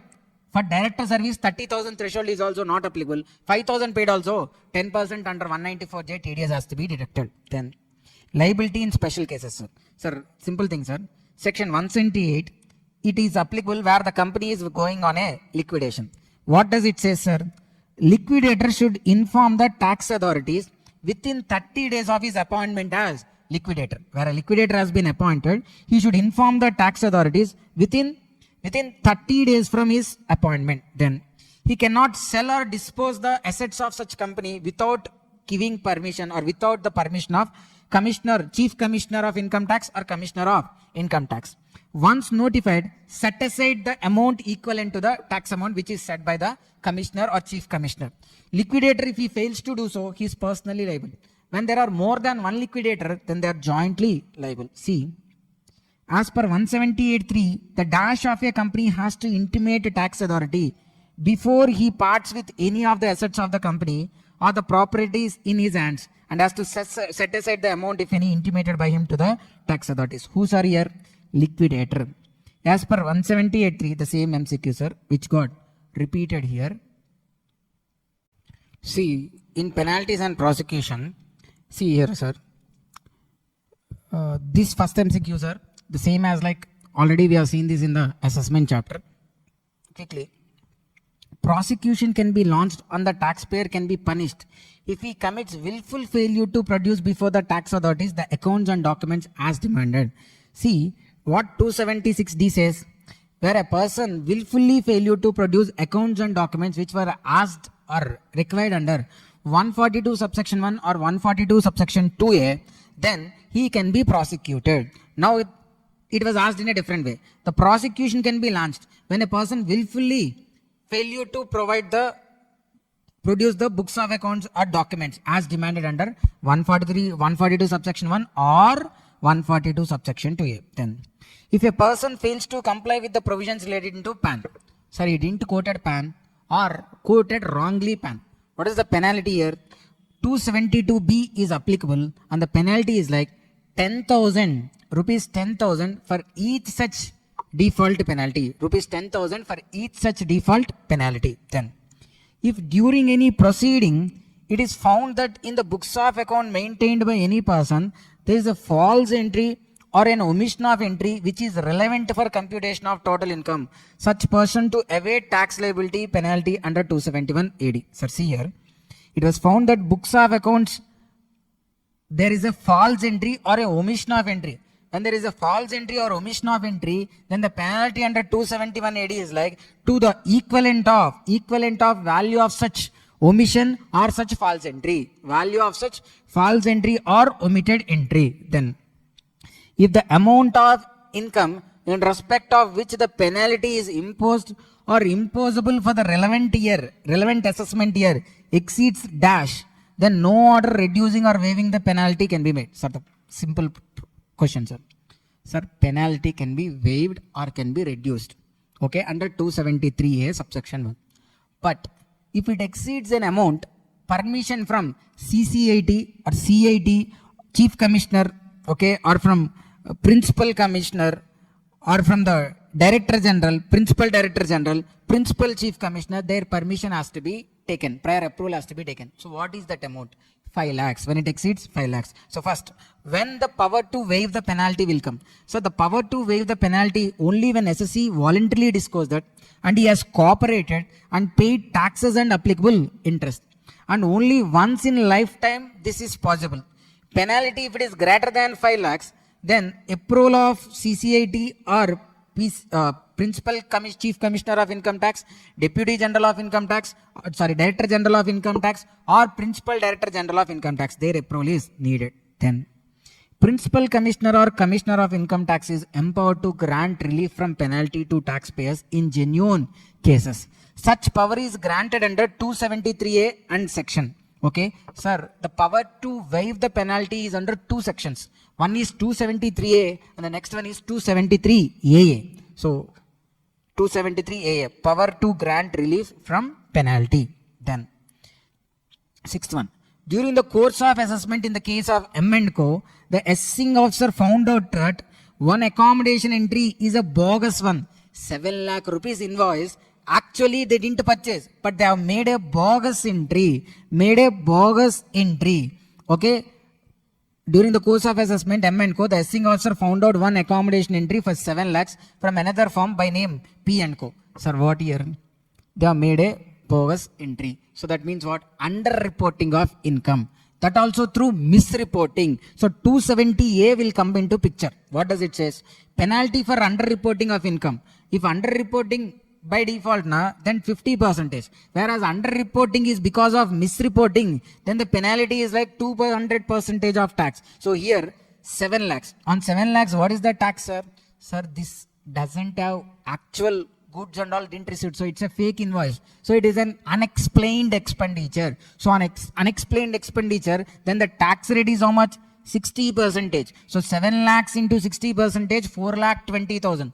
4,20,000 into what you should do? 200%. Done. Then here one more thing is there, sir. What is that one? 271AD is also applicable because they have omitted to record a transaction or recorded a transaction, omitted to record a transaction, or what they have did? Made a false entry. Then 271AD is also applicable. What is the amount of penalty? Equivalent of such a transaction, 7 lakhs. So 7 lakhs to both P&Co and to M&Co. 7 lakhs and 7 lakhs. And additionally, tax of 4,20,000 and 270A penalty of another 4,20,000 into 200%. So much of penalty. Then X company private limited, the assessing officer has made 12 lakhs addition. The tax payable was 3,12,000 and interest payable on this addition was 7,98,000.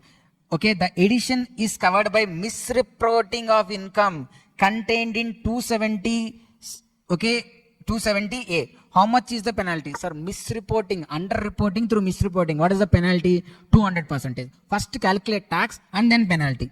Sir, here company, domestic company, tax rate 25 or 30. Sir, I am assuming like this company gross receipts in the previous year 22-23 are within 400 crores. So first calculate tax 12 lakhs into 25%. How much? 3 lakhs. And on this 3 lakhs, apply 4% as what? Cess. So total 3,12,000. Multiplied with 200%. Sir, you will get how much? 6,24,000. Then business restructuring and reconstruction. In case of amalgamation, eligible loss of amalgamating company shall be available to the amalgamated company for in case of amalgamation. Sir, the point is like, in case of business loss, usually it can be carried forward for 8 years, right? But example, already 3 years was done, okay? A Limited is going to be amalgamated. It has already a carry forward loss from 3 years. Actually, how many years it could carry forward further? 5 years now. But now currently here it has been amalgamated into B Limited. Now how long B Limited can carry forward? Sir, the provision says like from the date of amalgamation, I mean the loss even though carry forward, take it as like the loss in the year of amalgamation. It should be taken as the loss for the year of amalgamation. So that means another 8 years it could be carried forwarded. Okay. Such loss shall be treated as loss for the previous year in which amalgamation took place. Then, in the year of restructuring, depreciation shall be, how the depreciation shall be apportioned in the case of restructuring. Sir, understand? Where there is a succession, firm to company, company to firm, like that, succession, the depreciation has to be apportioned between predecessor and the successor. Predecessor now old person, successor now the newly formed entity. Now, check whether the asset acquired after succession or before succession. After succession, whole depreciation is to the successor only. Before succession, then on opening value, so usually the opening block assuming like it continues throughout the year. On opening block, the depreciation has to be apportioned between both predecessor and successor. In what ratio? Ratio of number of days the machine has been used. Sir, usually the machine opening block na it was there for full 365. Out of this 365, check how many days predecessor used, successor used. That is the ratio. Then there is an addition made in 1st July. 1st July. So how many days it has been used? 274. So out of this 274, how many days predecessor used, successor used? That would be the ratio for basis for apportionment. Then on 1st November and on 1st November and on 1st November there is another asset purchase which is used for 151 days only, which means less than 180 days. So you should restrict the depreciation to 50%, and there again it should be apportioned between the predecessor and successor in the ratio of number of days used within this 151 only. Then different aspects of tax planning. Countries that employ explicit policies designed to attract international trade-oriented activities by minimization of taxes and reduction or elimination of other restrictions on business operations. Nothing but, sir, what they do? They'll attract international trade. How? By minimization of tax rates or by elimination of other restrictions or elimination of other restrictions. So they'll loosen the restrictions. Okay, tax rates also will come down. This is nothing but tax haven like Mauritius and all. Then A is using a motor car for personal purpose, but he is charging it as business expenditure. So non-business expenditure, personal expenditure claiming to business, which is something like what? Reducing his income, evading tax only na, so it's called tax evasion. Balai using a computer for personal purpose charges to business expenditure. This is also what? Tax evasion. Then Swami sold residential house for 110 lakhs and earned long-term capital gain of 60 lakhs. How much? 60 lakhs. And then he bought another residential house for 55 lakhs. Sir, what he did?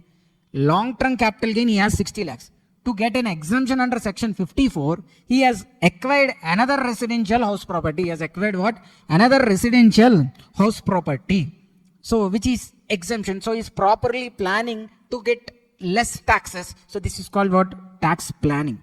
Then, Dave Limited, an Indian company, deduct TDS from salary from its employees. Okay, deduct TDS from salary its employees. And it deposit that amount 5 days prior to that of due date. Okay, if due date is 15th, it deposits with the government on 10th only. Why it will do like that? Because it don't want to get delayed and ending up paying interest or penalties. That's why it will pay before itself. So it manages things in such a way that it will not be in a situation to pay interest or penalties. So this is called as tax management. Then A is using a motor car for his personal purpose but charges tax evasion. Countries that employ explicit policies to attract international trade and all, tax havens. So then moving on to the next chapter, sir, CBDT and authorities. CBDT stands for what? Central Board of Direct Taxes. CBDT stands for what? Central Board of Direct Taxes. Then section 130 deals with what? Section 130 deals with faceless jurisdiction of IT authority. Section 130 deals with faceless jurisdiction of income tax authority. What does it says? Like, in order to, sir, a faceless assessment or jurisdiction has been introduced to curb this interaction between SSC and the income tax or the assessing officers or the department. So they have made something like they'll be having through the online mode, faceless jurisdiction and all. So this is through automated allocation system. So 130 deals with what? Faceless jurisdiction of income tax authority. Equalization levy. Sir, equalization levy, see, when equalization levy is applicable, equalization levy is payable at what rate? 6%. Equalization, sir, I'll explain the whole concept also. Okay, follow me 1 minute, you'll understand the whole equalization concept also. Equalization levy is applicable at what? 6%. You need to pay at what? 6% of what? Of the consideration. On the consideration, 6% is the equalization levy. When, where the consideration is greater than 1 lakh. Where the consideration is what? Greater than 1 lakh. And it is for what? For a specified service. For what? A specified service. What is called the specified service? Online advertisement or provision of digital advertising space. Like in so many browsers and all, there will be so many ads will be coming. So they are providing space to do advertisements. Online advertisement like Instagram, YouTube, Third one, any other notified service. So these are the specified service. For them, you are paying consideration in excess of 1 lakh. And then you are the one who is paying. Okay, the one service received or receivable. Sir, service received na amount paying. Who person resident of India or non-resident who has PE. So the service is received by resident of India or non-resident who is having PE. So he is the one who pays. While he is paying, he shall be payable of he shall pay what? Equalization levy of how much? 6%. 6%. So the equalization levy is 6%. Ramesh and Co paid 5 lakhs to Wave Incorporation, a foreign company not having a PE in India, towards online digital advertisement charges. So Ramesh paid 5 lakhs. Okay, Ramesh resident only na, paying for what? For online advertisement service. Okay, how much is the amount? 5 lakhs. More than 1 lakh only na. He is in resident only na. Online advertisement means covered by equalization levy. Now what is the rate? 6%. So what should be taken, sir? 5 lakh into 6%, 30,000. Sir, here answer is only wrong. So you should correct it.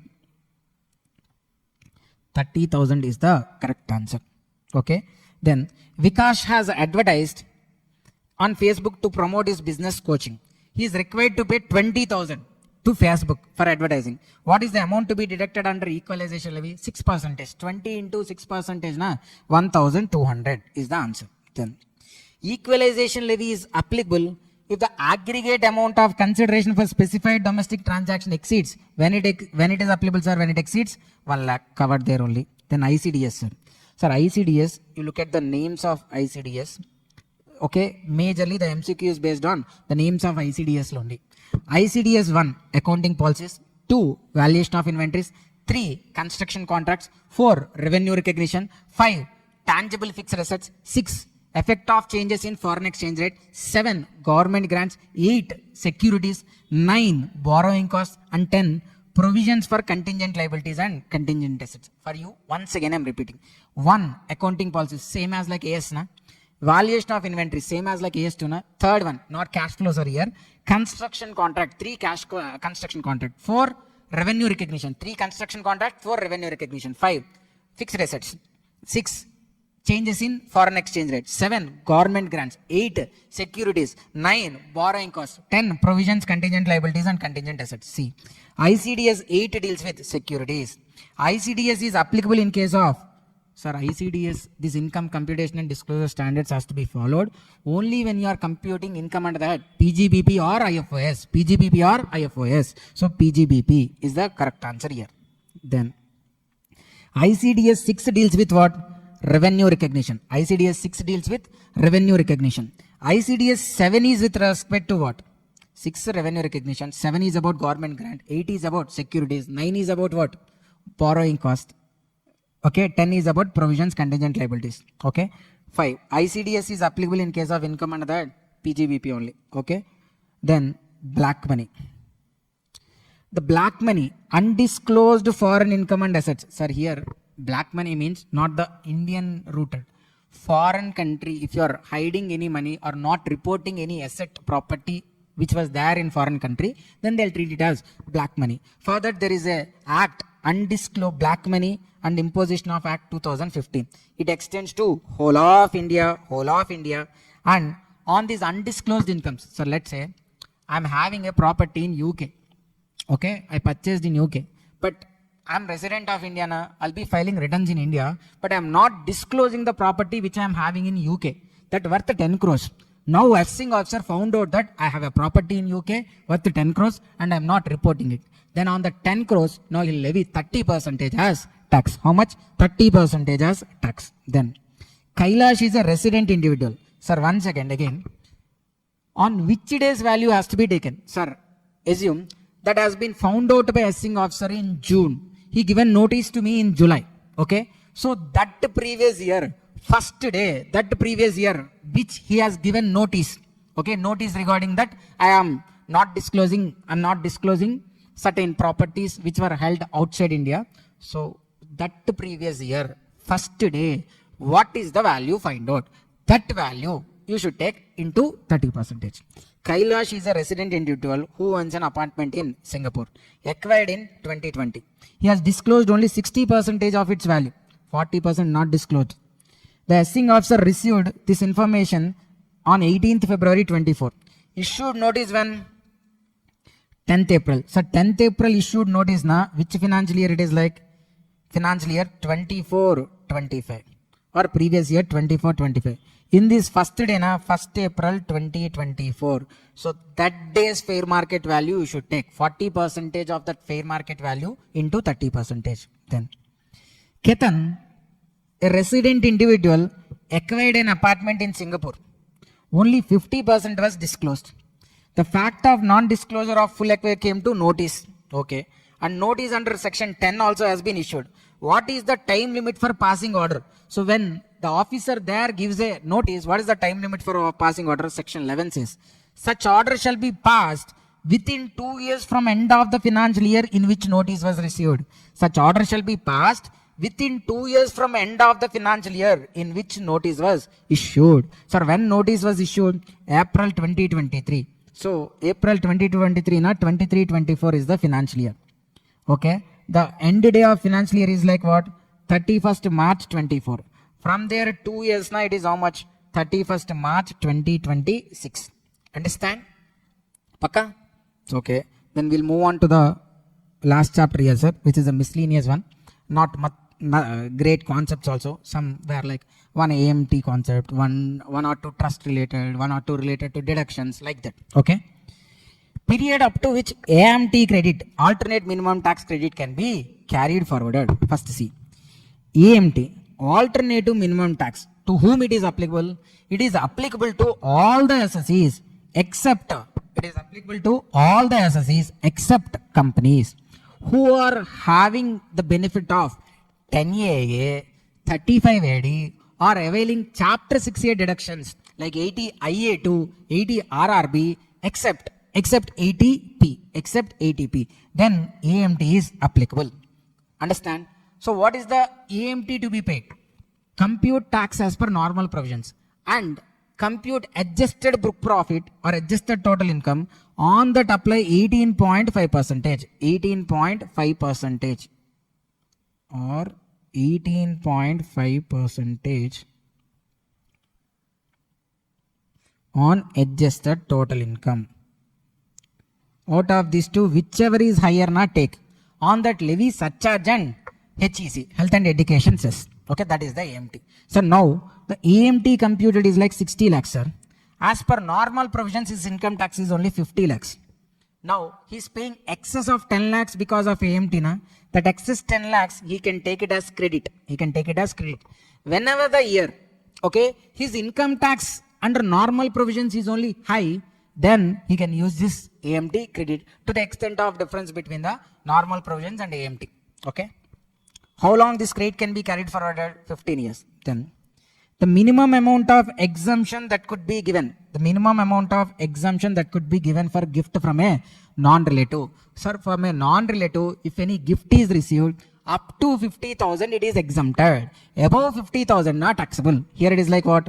Up to 50,000. So exempted. Then Ram has received a sum of 51,000 from relatives on the occasion of marriage. So just now I said above 50,000 gift to taxable. But if the gift is given on the occasion of marriage, it is exempted. On the occasion of marriage, so entire 51,000 is exempted. Then which one of the following is not a tax saving investment? Sir, not tax saving investment na, because of that investment you will not have any tax saving. LIC, you have tax saving, ADC deduction. Home loan principal repayment, you have tax saving, ADC deduction. PPF contribution, again you have ADC deduction. Fixed deposit you made, then there is no deduction. So this is the odd one. Then fifth one, sir, related to trust. For the previous year ended 31st March 2024, a public charitable trust registered under section 12AB derived income of 10 lakhs from properties held under the trust and 15 lakhs being voluntary contributions from public, out of which 8 lakhs was applied for charitable purpose and 4 lakhs for loan repayment, which was not claimed as application in early previous year. The total income of the trust. So first, trust principles.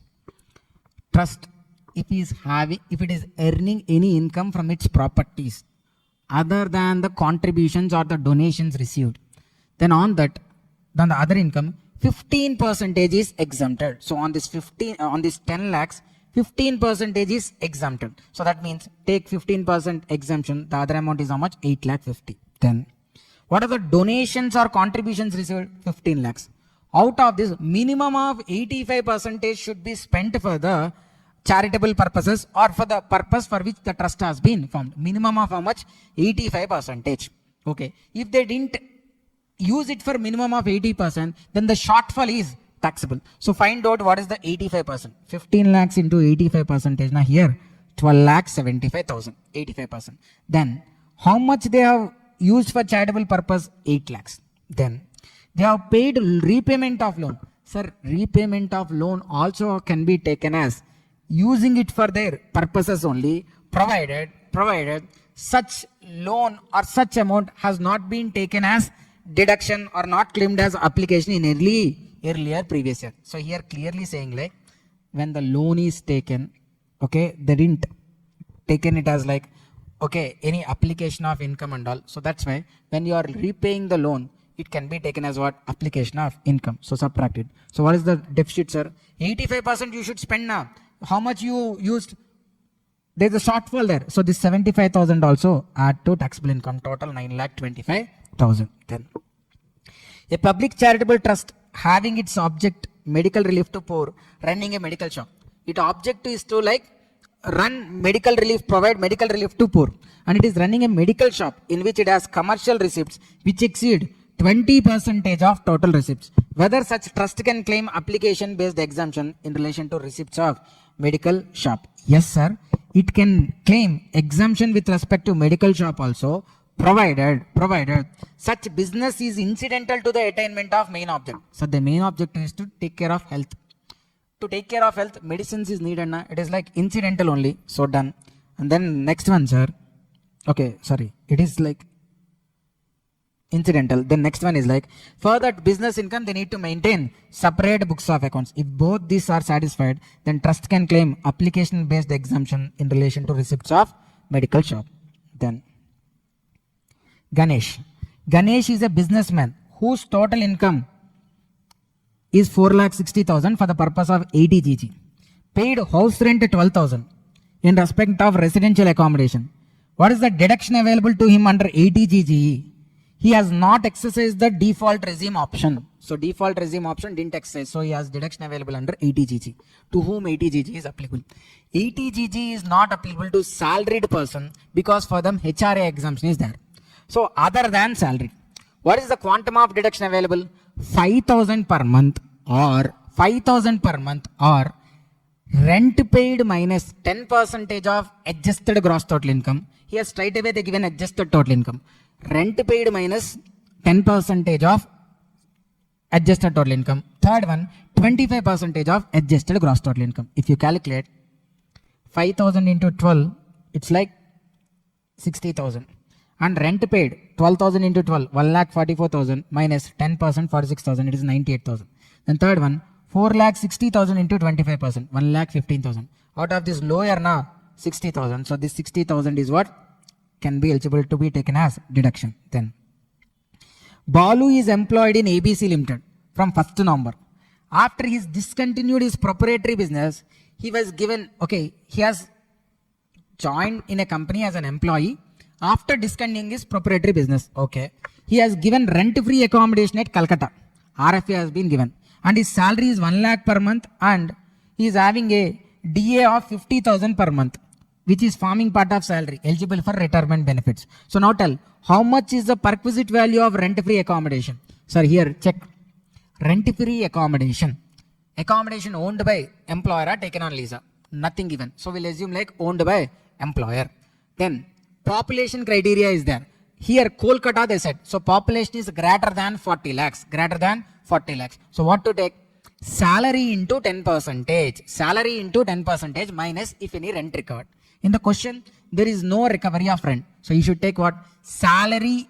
Salary includes here DA also. DA forming part of retirement benefits. So 1,50,000 into 10%. 15,000 into how many months he has been employed, sir? 1st November only he has joined. November, December, January, February, March into 5. So how much? 75,000. Then Naveen employed in an FMCG company constructed a residential house property meant for self-occupation. He availed a bank loan of 60 lakhs. The loan sanctioned on 1st April. Interest on loan is 3 lakh 50. Naveen paid 2 lakh 50,000. Interest up to 31st March. How much is the interest eligible? Sir, with respect to housing loan interest paid, under 24B, self-occupied property, sir, this is remember.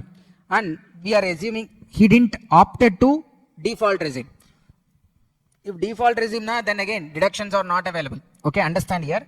Self-occupied property, the interest under 24B is like maximum 2 lakhs. So 2 lakhs under 24B. Then he has an additional deduction available under 80EEA. So when 80EEA is applicable, when the 80EEA is applicable is like when the stamp duty value of the property is less than or equal to 45 lakhs. Less than or equal to 45 lakhs. Sir, here loan taken itself is 60 lakhs. Usually the loan value will be less than the stamp duty value only, right? Here loan itself is 60 lakhs. So that's why the stamp duty value will also be more than 60 lakhs only. So they are not eligible for 80EEA deduction. So such deduction is not available. Only 2 lakhs under 24B is allowed. Then Napa Limited earned 15 lakhs by way of transfer of carbon credit. Carbon credit, sir. So these factories will be emitting so much of carbon. So they have restrictions. If you have already used the total carbon credits, then some other company which didn't created much pollution might have excess carbon credits. So you need to buy from them. So Napa Limited earned 15 lakhs by way of transfer of carbon credit. So I have excess carbon credits. I transfer to you and I earned 15 lakhs. The tax liability on that carbon credit. Sir, for this carbon credit taxation in new section, it's not recently, it was there from 1 year. 115 BBC has been there. What does it says? On this carbon credit transfer income, 10% is the tax. 10% on income by way of transfer of carbon credit. So 15 lakhs na into 10% you should do. But understand, while calculating tax under 115 BBC, no expense, no allowance, no deduction can be given. Straight away on the 10% plus cess at a rate of 4%, total 1,56,000. Then Moon Limited has received 99 lakhs as dividend from a domestic company on 31st December. It has distributed 105 lakhs as dividends to its shareholders on 31st July. Okay. See, sir, Moon received dividend. And again, it's a domestic company. And again, it distributed dividend to 105 lakhs to its shareholders. So now they are asking, any deduction is available? Yes. For this, there is a deduction available under ATM. ATM. These are called as intercorporate dividends. See, sir, I will not do any business, sir. I have my, shareholders invested in my company. Whatever is the share capital, I will not do any business. This money, again, I will invest in another company. Now that company does the business and given me dividend. So out of that dividend, again, I will be giving to my shareholders. The same profit, taxed there, giving to me as dividend. And again, my income, again, it will be taxed here. And again, in shareholder hands, it will be taxed. So many times it's getting taxed. That's why ATM deduction is given. What is the quantum of deduction? Dividend received or dividend distributed, whichever is lower. Quantum of deduction is what? Dividend received or dividend distributed, whichever is lower. So what is the dividend received? 99 lakhs. But you should take gross amount. For that, TDS provision should come into your mind. What is the TDS on dividend? 10%. Section 194, TDS on dividend is how much? 10%. So this is 90% only. You need 100%. So 99 by 0.9, you'll get 110 lakhs as the dividend received. Whereas the dividend distributed is how much? 105 lakhs. So whichever is lower, 105 lakhs, that could be claimed as the deduction. Okay? Hello, how is the Josh? So now we are into international taxation, sir, which is very important. Okay, so this is the area actually changing your game. So why? Because I said like the Superthon has to be watched, must and should. So if you watch that, there itself 4 questions, 28 marks. You got 6 marks or 5 marks from each question also. Out of 7 marks, 20 marks you'll get there, right? Now, with this MCQ session also, at least we will be able to solve 10 MCQs, because I'm sure like from international taxation 5 MCQs we can answer them with that video, and then again this MCQs video 5 here only. And coming to the rest, income tax related and all, domestic taxation related and all, another 5 we could cover because of this MCQ session. Okay, so then 40 you're getting from here only. So, okay, so please give that importance to international taxation and go to exam. Definitely you'll get easily the 40. Okay, now coming to the direct taxes also, other 3 or 4 questions you'll do damn easily. So 50 you'll cross easily. Okay, trust me. Now coming to this one, sir, section 91. Sir, here there are like section 90 and 90A. 90 and 90A are applicable when there is a bilateral relief, whether our country, India, enters into an agreement with other country, foreign country, then that is bilateral relief. If there is no DTA between 2 countries, then the relief is given under 91, which we call it as like unilateral relief. Then, in respect of DTA, generally India follows which model? UN model. So, UN model is between developing countries and developed countries. Okay, so here source-based rule is followed. OECD model is followed in developed countries where residence rule has been followed. US model is typically there in the US. Okay, rupees 15,000, third MCQ, sir. Rupees 15,000 arising in country B with which India has DTA has been taxed in the hands of Mr. Kabir as well as Amini. So same 15,000 which is getting taxed in 2 different persons. It is called economic double taxation, not jurisdictional double taxation. Jurisdictional double taxation, one income, the same income, to me only, it will be taxed in foreign country as well as in India, then jurisdictional double taxation. And with this country DTA is there, so how do we get relief for this? The economic double taxation through mutual agreement procedure. Then for ALP incorporation of Italy, which of the following would mean that it has a permanent establishment? Sir, this UN model related theory question we have discussed there in the Superthon, and then this PE concept we have discussed in the Superthon based on those only, and then we have discussed about this various taxation models also, like jurisdictional double taxation, economic double taxation, what are the reliefs available, all those we have discussed there. Okay, for ALP incorporation of Italy, which of the following is a permanent establishment? So PE means just you maintain stock there, just you buy goods from there, or just you display or do some kind of research from there to start business and all. That and all does not amount to PA. Use of facilities solely for the purpose of storage or display of goods. Maintenance of goods belonging to enterprise solely for the purpose of processing of another enterprise. So that means another enterprise is carrying out a job work kind of. That's why you kept there. Then maintenance of fixed place of business solely for the purpose of purchasing goods or merchandise for collecting of information. No. But operating a factory amounts to P. In the context of DTAA, the term permanent establishment means what? Fixed place of business through which the business of an enterprise is wholly or partly carried on.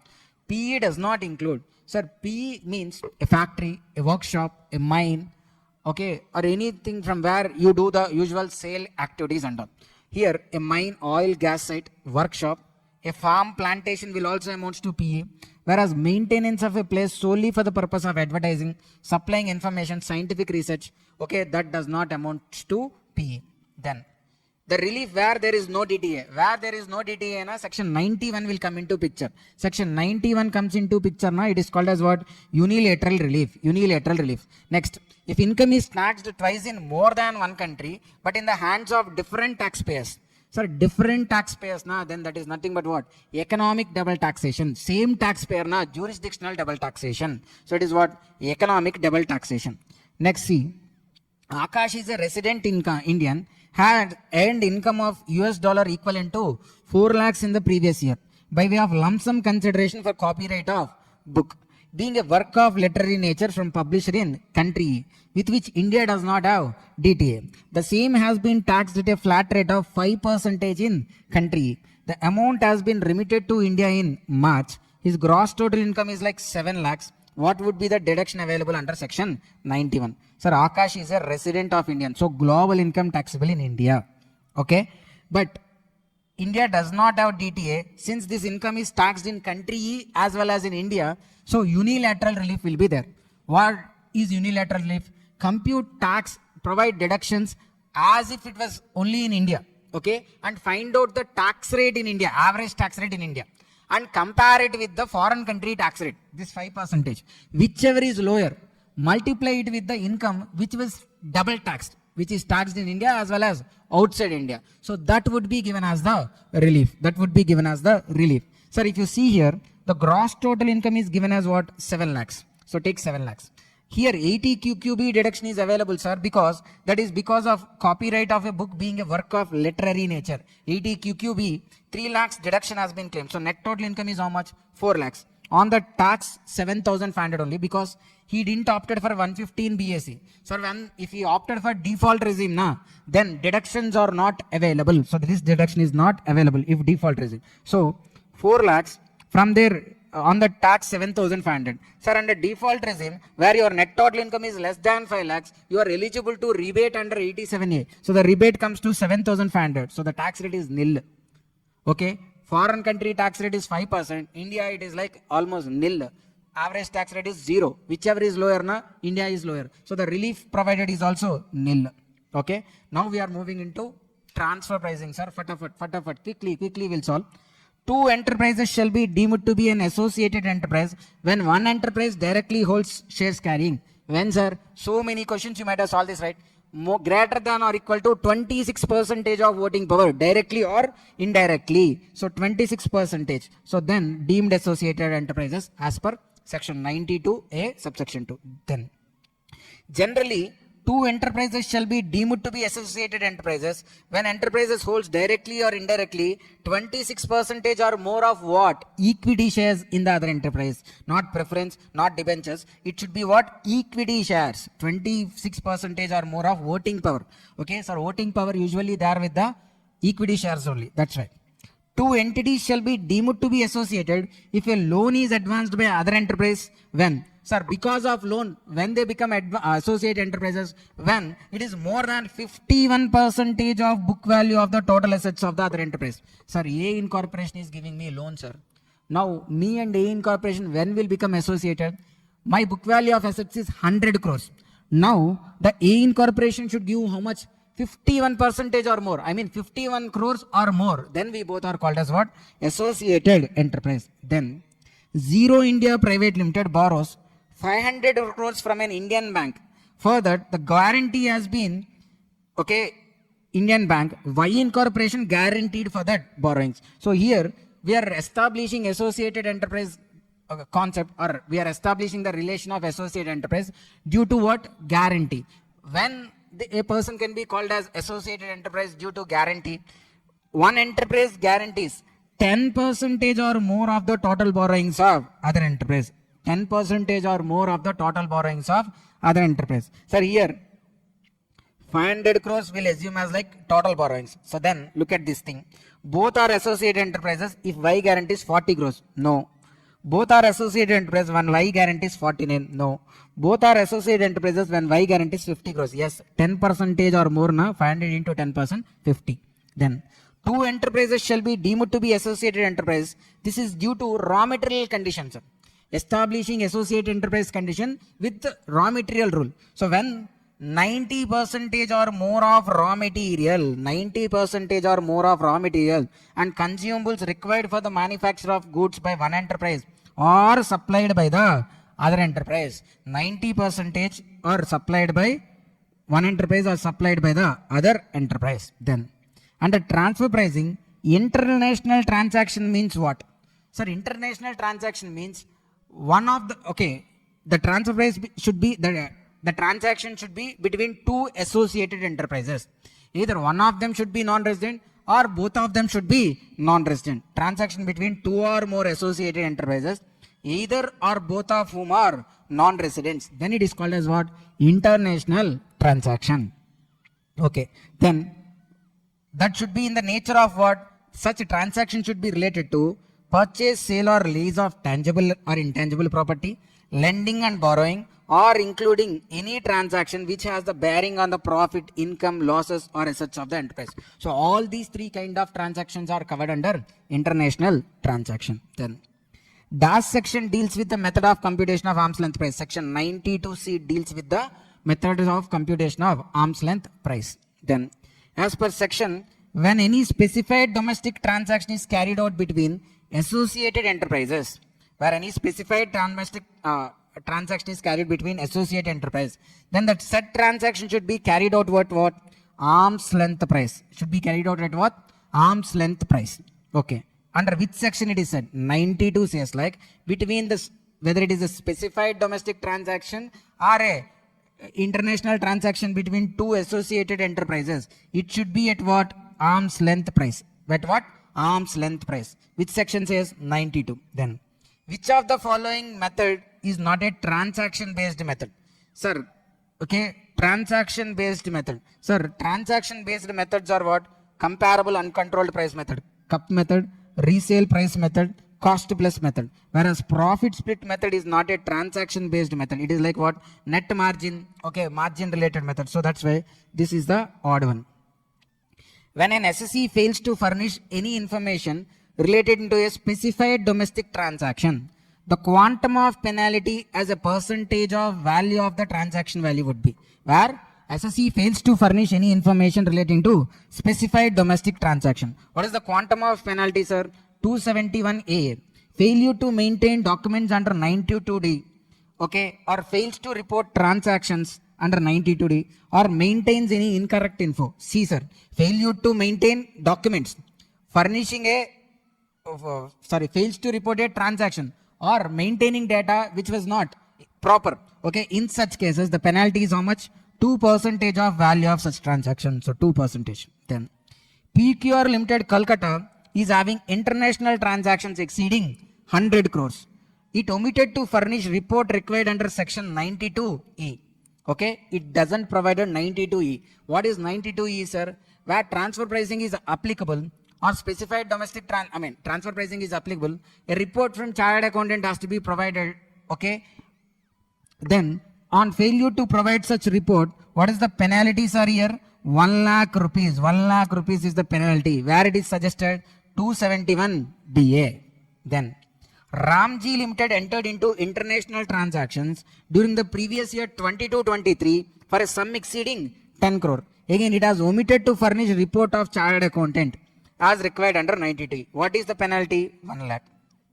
Then advance pricing agreement. So when with respect to transfer pricing determination, arm's length price or the procedure to determine arm's length price, a advance pricing agreement can be entered. So for how many years this can be there? This can be there for consecutive 5 previous years, considering the previous year in which that agreement was entered. See, the agreement is entered in previous year 24-25. Then this is the first year. Okay, with respect to this year, agreement entered. So this is the first year. Then second, third, fourth, 5. So cumulatively, it is like 5 previous years, not additionally another 5 previous years. Then arm's length price is to be determined by applying out of these methods given. Which method should be used to determine arm's length price? Indexed cost of acquisition method. Capital gains, not it is. Stamp duty value method, nowhere we have seen. Fair market value method, nowhere is that. So it's what? Resale price method. Then range concept principle is applied. So range we need to calculate. Like we need to calculate mean and all. Okay, if the, mean, range concept is not applicable, then we'll be taking the arithmetic mean. Where range concept is applicable, what we'll do? We'll place them in the ascending order. Okay, all that concept is there. Na? So that one. When range concept is applicable, when there are more than 5 reasonable prices, more than 5 reasonable prices. So understand, 35 percentile, 65 percentile calculation and all. Super I have covered fully. Okay, so if the data set is 6 or more, okay, it's not 5 or more, 6 or more. Okay, it's not even 7. 6 also applicable range concept. More na 7 also this range concept is applicable. Then the provisions of section 92 will apply only if the aggregate value of specified transactions entered into by the taxpayer during the year exceeds the sum of. Sir, specified domestic transaction. It's not an international transaction. It's a specified domestic transaction. When TP provisions are applicable, where the sum amount, where the year exceeds the sum of rupees 20 crores. Then Potato Limited is a company having international transactions of 3 crores related to purchase of raw material from its subsidiary company. So it is required to maintain books of accounts as per 922D. Okay, till how it is fine. transfer pricing applicable. So it needs to maintain books of accounts. The question is, how long it should maintain? It should maintain 8 years from the end of relevant assessment year. How long? 8 years from the end of relevant assessment year. Then A sold a machine to associate enterprise, and in turn B sold the machinery to C. Okay, and the sale margin is there 30%. So how do we calculate here? We'll be using like the resale margin method. Okay, that resale price method is there now, that will take. What is the resale price, sir? 4 lakhs. From there, subtract the margin of B. How much? For 30% na? 30% na, subtract 1,20,000. And here if you see, B has incurred 4,000 in sending such machine. So subtract that one also, 4,000. So what is the arm's length price? 2,76,000 is the arm's length price. Then uncontrolled transaction. What uncontrolled transaction means? A transaction between enterprises which are other than associated. Sir, arm's length price definition is what? It's an uncontrolled transaction which is between an enterprises which are other than associated. They could be resident or non-resident. So enterprise other than associated enterprise. It's not associated also. It's like other than associated. Then information and documents required to be maintained under 92D. Already said. How long it has to be maintained? 8 years from the end of relevant assessment year. Then failure to maintain information and documents as required under 92D. Then there is a penalty applicable under 271A, sir. Already discussed this one also. If you see here, how much? 2% of the transaction, 2% of the value of international transaction or specified domestic transaction entered. So that amount has to be maintained as what? Penalty. Okay. See the next one. The aggregate of specified domestic transactions entered by it in the SSC during the previous year shall exceed 20 crores to be considered as what? Specified domestic transaction. So transfer pricing with respect to specified domestic transaction applicable where the value is more than 20 crores. Then the order of TPO determining the arm's length price of an international transaction or specific transaction is binding on. Sir, as per 92CA, where the case is referred to transfer pricing officer and TPO passes an order, such order is binding on assessing officer. What is called secondary adjustment? Sir, let's say you are entered into a transaction for 50 crores, whereas the arm's length price is 55 crores. So there is a difference of 5 crores, right? So this 5 crores will be added to your income. This 5 crores difference between arm's length price and the actual price will be added to your income. 5 crores added. Okay. So because of that, your income increased and tax has been paid. But that 5 crores has to come to India, na? So since they were not sending that 5 crores to India, such 5 crores will be considered as an advance offered. An adjustment in the books of accounts of the SSC and its associate enterprise to reflect the actual allocation of profits are consistent with the transfer price. So that increase made should be transferred by the foreign enterprise to India. Okay, that income should be received into India, repatriated into India. If not, secondary adjustment will be made by assuming that amount of difference as a advance or loan, and again on that interest will be calculated. Then secondary adjustment has to be made only when the primary adjustment is for a value excess of 100 lakhs. Excess of what? 100 lakhs. Then secondary adjustment shall be made when primary adjustment to transfer price has been made summoto or has been made by the assessing officer, but it was accepted by SSC. If accepted by SSC, then secondary adjustment can be made. Here not accepted or determined by or determined based on a APA, advanced pricing agreement and all. In all those cases, secondary adjustment shall be made to the transfer price. Okay, sir, here only one thing is covered. Summoto by the SSC in his written. Here if it was accepted, then this also will be considered. Has been determined by TPO, nowhere it is there. If it is as per APA, then secondary adjustment shall be made. Then in case of secondary adjustment, where international transaction is denominated in rupees. Sir, secondary adjustment, you are assuming what? The difference amount as a loan or advance, and on that notionally you will even calculate interest also. For that, what is the interest rate to be taken if it is denominated in Indian currency? 1 year marginal cost of lending fund of SBI as on April 1st of previous year plus 3.25%. 1 year marginal cost of lending fund of SBI as on 1st April plus 3.25%. Then in case of secondary adjustment, where international transaction is denominated in foreign currency, then interest income on excess money. Sir, here it is in foreign currency. Previously, Indian currency. Foreign currency, what to take? Take the LIBOR. Take the LIBOR as on 30th September of previous year plus 3%. LIBOR as on 30th September of previous year plus 3%. Domestic currency na 1 year marginal SBI fund lending rate on the first day of previous year plus 3.25%. Then Potato Limited file written off income with Sumoto adjustment of 300 lakhs. Okay, how much sir? Adjustment of 300 lakhs. Okay, it itself done. Okay, it's Sumoto 300 lakhs with associated enterprise. Within how many days the amount should be repatriated into India? Otherwise, secondary adjustment will be made now. So within how many days? This 300 lakhs should be received in India within 90 days from due date specified under 139.1. If it is as per APA, na, APA should check before due date APA given, after due date.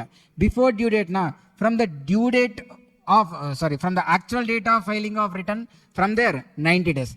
If it is after due date, na, APA, okay, sorry, here you came to secondary adjustment because the transfer ALP is fixed through APA.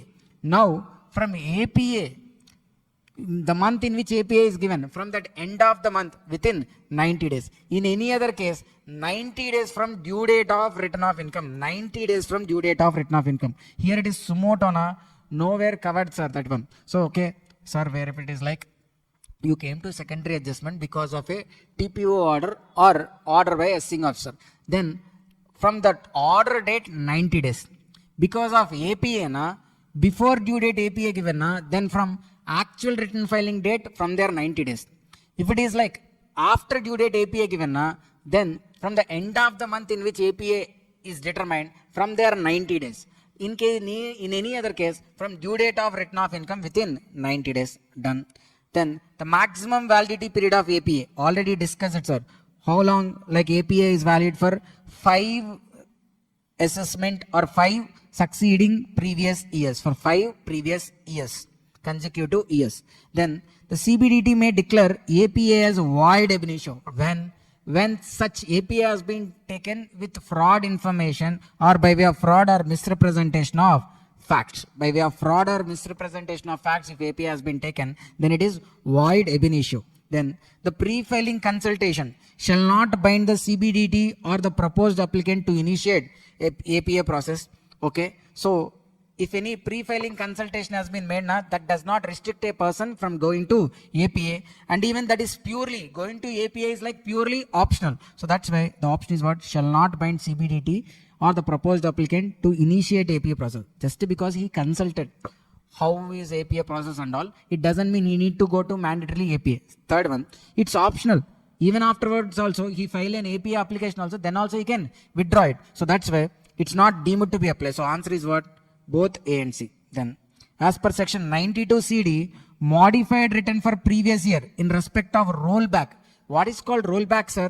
Sir, you have entered into APA, and the transactions for which you have entered APA and the transactions which were done in the past years are also same kind of.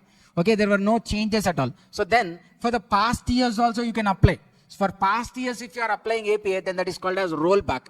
How long you can do that? Rollback provisions can be applied for 4 preceding previous years. 4 preceding previous years. Okay, so then as per 92 CD, modified return, if you apply or if you implement rollback provisions for any of the previous year, then within 3 months from the end of the month in which APA entered, you need to file a modified return considering this APA. Then Mesne Private Limited engaged in international transactions, entered into APA on 1st June. It appeals before CIT was pending for the assessment year 21-22 and ITAT has been given in favor. Sir, see, when it was entered into APA? 1st June 2022. I mean, which previous year? Previous year 22-23. Sir, rollbacks are this question. Rollback can be applied for how many preceding previous years? 4. That means 21-22, Sir, previous years I'm talking. So previous year, then assessment year 22-23. Okay, so let us write in assessment year wise only because the question is in assessment na. So here assessment year 23-24, then 22-23, 21-22, 20-21 and 19-20. These are the 4 preceding previous years. 1, 2, 3, 4. Okay, done. Right. Now, out of them, for 1 year, it was pending before the ITAT. Sir, when you are applying for rollback provisions, for that year, it shouldn't be pending for determination. There shouldn't be any dispute regarding it. The decision should not be pending before the tribunal. So for 21-22, it is pending before tribunal, so you cannot apply rollback for that year. Then, if it is already decided by the tribunal for any year, for that year also you cannot take what? Rollback provisions. For 2021 already decided, so not for that year also. So what are the other 2 years to which rollback provisions can be applied? 22-23 and 19-20. Then Lekha and Company LLP have entered into international transactions, did not obtain and furnish report from the accountant. So same one, sir. 271 BA. How much? 1 lakh is the penalty. Ram Kolkata has entered into international transaction exceeding 100 crores, omitted to furnish report under 92E. So again, the same chartered accountant report. How much, sir? 1 lakh is the fine. If any person fails to keep and maintain any information on document as required by 92D, so what is the penalty, sir? 2% of the value of each international transaction or specified domestic transaction entered into by such person. Then Mittal Limited, Pune exported goods to its holding company for 20 crore and it has failed to maintain the information and documents in respect of how much? 5 crores. Failed to maintain. Then 2% of the transaction is the penalty. For which transaction it is not maintained? 5 crores. So 5 crores into 2% na 10 lakhs. Then in the assessment of Lakshmi Private Limited, there was an increase in income by way of arm's length price of 200 lakhs. So the primary adjustment is for how much? 200 lakhs, which is more than 100 lakhs. So secondary adjustment is applicable. So instead of secondary adjustment, like treating it as a loan and again considering notionally interest and paying tax on it, there was an alternate option available.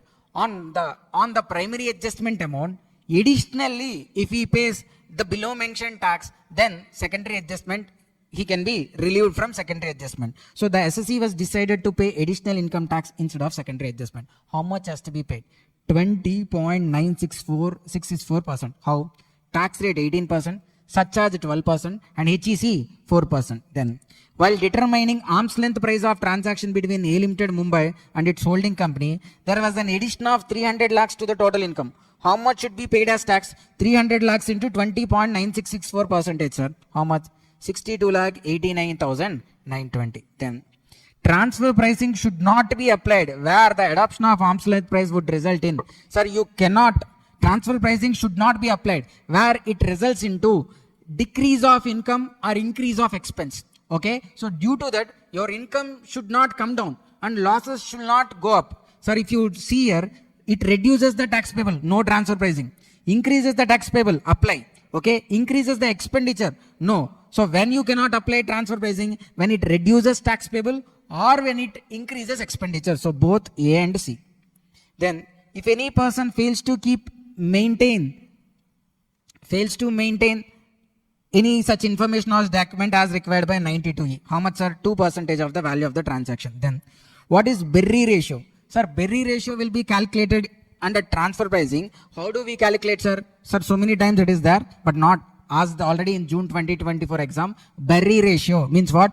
Gross profit by operating expenses. Gross profit by operating expenses is called as what? Berry ratio. Then XYZ Limited has failed to report an international transaction entered into it with PQR Incorporation, which is a specified foreign company. Sir, it was failed to report an international transaction.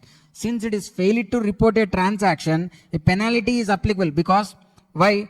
It doesn't reported the transaction or doesn't maintain the records to be maintained. So then 271A is applicable, 2% of the value of the international transaction. That is applicable. So additionally, the common mistake here which you guys will do is like MTP questions are not at tested. So very important. See, sir, we have discussed in penalties chapter, what? Where there is any underreporting, okay, such underreported on that 270A is applicable 200% of tax payable on underreporting, and that is because of a misreporting. So fail to report an international transaction, what would be the penalty? Assuming it is as misreporting, 200% of tax payable and 2% value of the international transaction, 271AA, 270A, both A and B. Where an APA is entered between taxpayers, the tax administration of the host country and foreign administration.